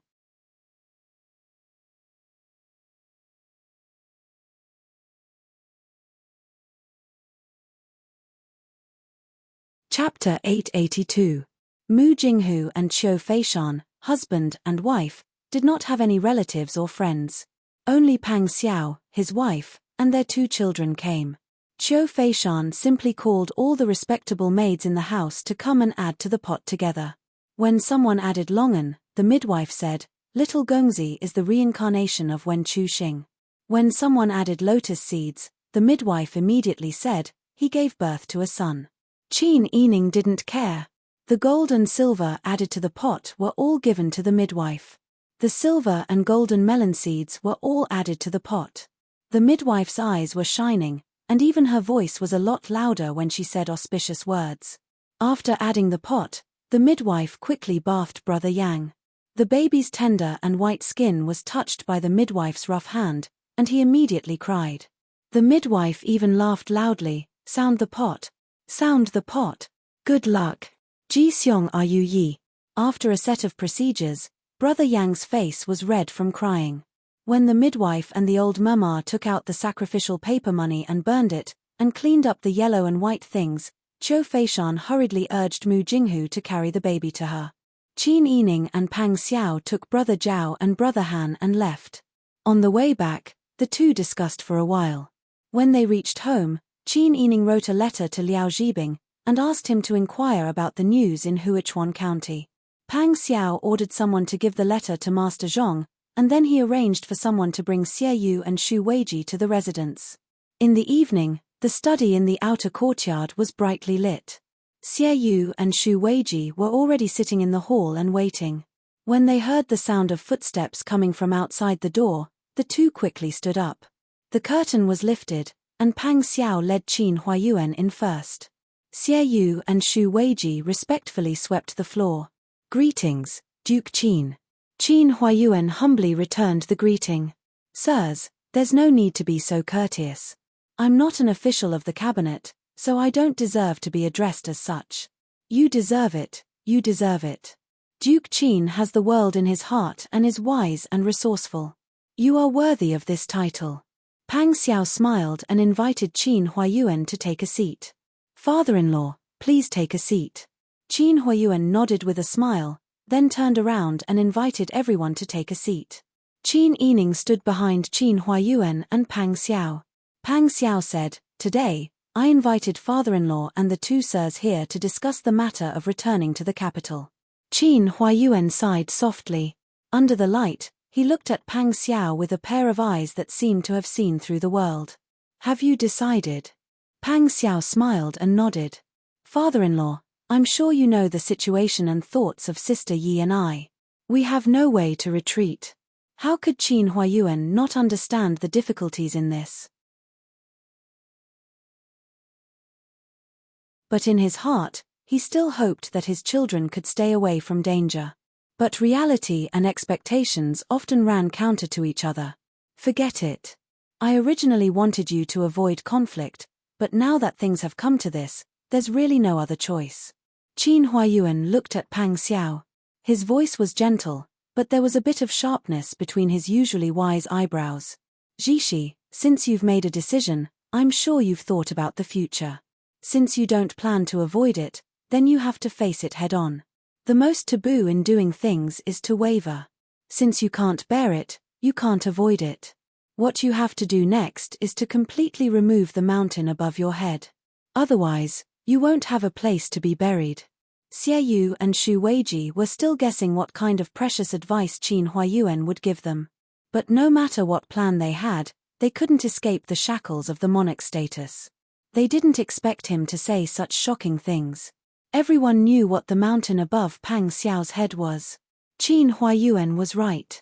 Once they chose to face the imperial power, what they had to do was probably more difficult than overturning the mountain. Pang Xiao tilted his head and smiled. Father-in-law, I understand what you're saying. Qin Huayuan smiled and said, you don't have to feel too much pressure. I know you care about the safety of the people.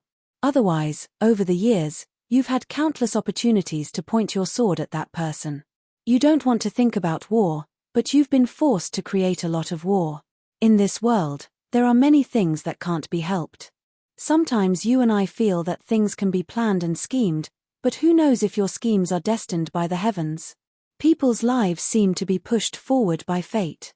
Just like how I sowed dissension against the Northern Ji Kingdom in order to protect the Dian. Just like how your father was feared by the imperial court and the Northern Ji Emperor took advantage of the situation to eliminate dissidents. Your current situation is just like your father's situation in the past. Your military achievements are splendid, your reputation is out there, and your achievements can't even describe the pressure you're putting on the emperor. You're a smart child. Since you've chosen to return to the capital, you've already thought it through. Once you've made your decision, there's no chance to regret it. If you regret your decision now, Sister Yi and all your subordinates who trust you and are willing to follow you will be buried with you. Qin Huayuan's words were extremely serious. Although they were a bit long-winded, they were words from the bottom of his heart. Pang Xiao could understand Qin Huayuan's thoughts. He also understood the meaning behind Qin Huayuan's seemingly unimportant words. Father-in-law, don't worry. I know what I want and what I should do. In the end, I'm not a noble and selfless person. Just like Sister Yi once said to me, there's no right or wrong in this world. Everyone's standpoint is different. It's not wrong for him to hide his bow after he's done with the birds, but it's also not wrong for me to fight against oppression for the sake of everyone around me. It's just that our standpoints are different. No one is more noble than the other. Qin Huayuan, Xie Yu, and Xu Weiji all looked at Qin Yining when they heard this. Qin Yining smiled slightly. Father, don't worry. Although the situation is tense, it's not to the point of death. I'm worried that your Majesty will find an excuse to impeach Wang Yi when we return to the capital this time. At that time, he'll be accused of disobeying the imperial edict and be punished for several crimes. I'm afraid it'll affect the foundation. Qin Huayuan nodded and smiled. Since you're able to bring it up, you must have some ideas. Let's hear them. Qin Huayuan's tone reminded Qin Yining of when she had yet to get married. She would often accompany her father in the study to chat. Every time, her father would patiently guide her. Whether it was how to get along with others in the inner residence or how to criticize the current situation, she would always be able to get the best answers from her father. Qin Yining's eyes curved into crescents as she smiled. Father, are you testing your daughter? Qin Huayuan clearly remembered those days as well. He couldn't help but smile even more warmly. Tell me about it. Let's discuss your ideas together. With father and the two teachers here, I'll throw a brick to attract Jade. I'll tell you my ideas so that everyone can discuss them together. Qin Yining deliberated for a moment before saying, what I mean is that before we arrive in the capital, we need to do two things. The first is to look for bargaining chips. The second is to build momentum. I'll talk about building momentum first. The study was completely silent. Qin Yining's voice wasn't loud, but each word was like pearls falling onto a jade plate, clear and audible. As Xu Weiji and Xie Yu listened, their bodies couldn't help but lean forward. Their eyes were full of contemplation and gradually flashed with light. Qin Huayuan stroked his beard with one hand, a slight smile on his face. Pang Xiao turned her head to look at Qin Yining's spirited appearance as he spoke with assurance. She couldn't hide her admiration and fondness for him. When Qin Yining finished explaining the plan in detail, Xu Weiji clapped and said, "Wang Fei has thought it through thoroughly. You truly live up to the name of Duke Qin's bloodline. It wouldn't be an exaggeration to call you a female Zhuge Liang." Xie Yu also said, "This plan is feasible. Even though it's somewhat risky, we'll have to face danger when we return this time. We're walking in the open, and your majesty has to protect his reputation. Naturally, it won't be as troublesome as traveling outside." Qin Huayuan nodded. This old man also has a few ideas. You must pay attention to them when you reach the capital. Qin Huayuan slowly explained all the possible accidents he thought of, as well as the solutions to those situations. Xie Yu and Xu Weiji listened, occasionally asking questions or adding additional information. After the discussion, although the future was uncertain, they already had a plan in their hearts. At least, they now had a general direction and weren't completely in the dark. After discussing the matter, Pang Xiao respectfully inquired about the date Qin Huayuan would depart. Qin Huayuan sighed. Naturally, the earlier the better. It should be in the next few days. Even though we can communicate in the future, the road to the foot of the mountain is too high. It's too far for us to reach. In the future, you'll have to rely on yourselves. Standing up, Qin Huayuan cupped his hands in salute to Xie Yu and Xu Weiji. In the future, I'll have to rely on the two of you. This old man will leave it to the two of you. Xie Yu and Xu Weiji hurriedly dodged and respectfully returned the salute. Elder Qin, please don't be like this. The two of us are Wang Yi's aides. It's our duty to give advice to Wang Yi. Moreover, Wang Yi has always treated the two of us with sincerity and trust. To be able to follow Wang Yi's lead is the fortune of our lives. How can we accept Elder Qin's salute? This old man is acting as a father. The two of you are both my elders. Naturally, I can accept your salute. Qin Huayuan bowed again. The two sides returned the salute to each other. The scene was somewhat amusing, but more than that, they were emotionally moved. At this moment, Qin Yining truly realized that perhaps after this farewell, she and Qin Huayuan would never be able to meet again. Not only Qin Huayuan, but also her mother, her family, and her children. If they failed this time, she and Pang Xiao would be buried in the mountains and rivers, and her family would have to live in that oasis in the desert. Father. Qin Yining went around the front. Lifting her skirt, she knelt down on both knees and kowtowed. Pang Xiao and Qin Yining also knelt down side by side and saluted. Father, your daughter is unfilial. I can't make you worry less. I can't make you happy, and I even brought you far away from home. It's hard for you to return home, and I have to make you shoulder the fate of the entire family. I even have to ask you to help me take care of my children. Qin Yining's tears streamed down. Your daughter feels guilty. If something happens to me, I'm afraid I won't be able to repay you in this life. Father, please take care of yourself. Eat more, wear more clothes, and take care of yourself. You don't have to worry about anything. Qin Yining kowtowed heavily as she spoke. Pang Xiao also followed suit and kowtowed. You're tuning in to the Dreamy Chapters YouTube channel. We're so grateful for your support, and don't forget to subscribe to join us on this incredible journey through captivating stories. Your generosity through donations truly makes a world of difference, as it's the primary source of revenue that allows me to expand and enhance this channel for you. Thank you from the bottom of my heart for being a part of this adventure.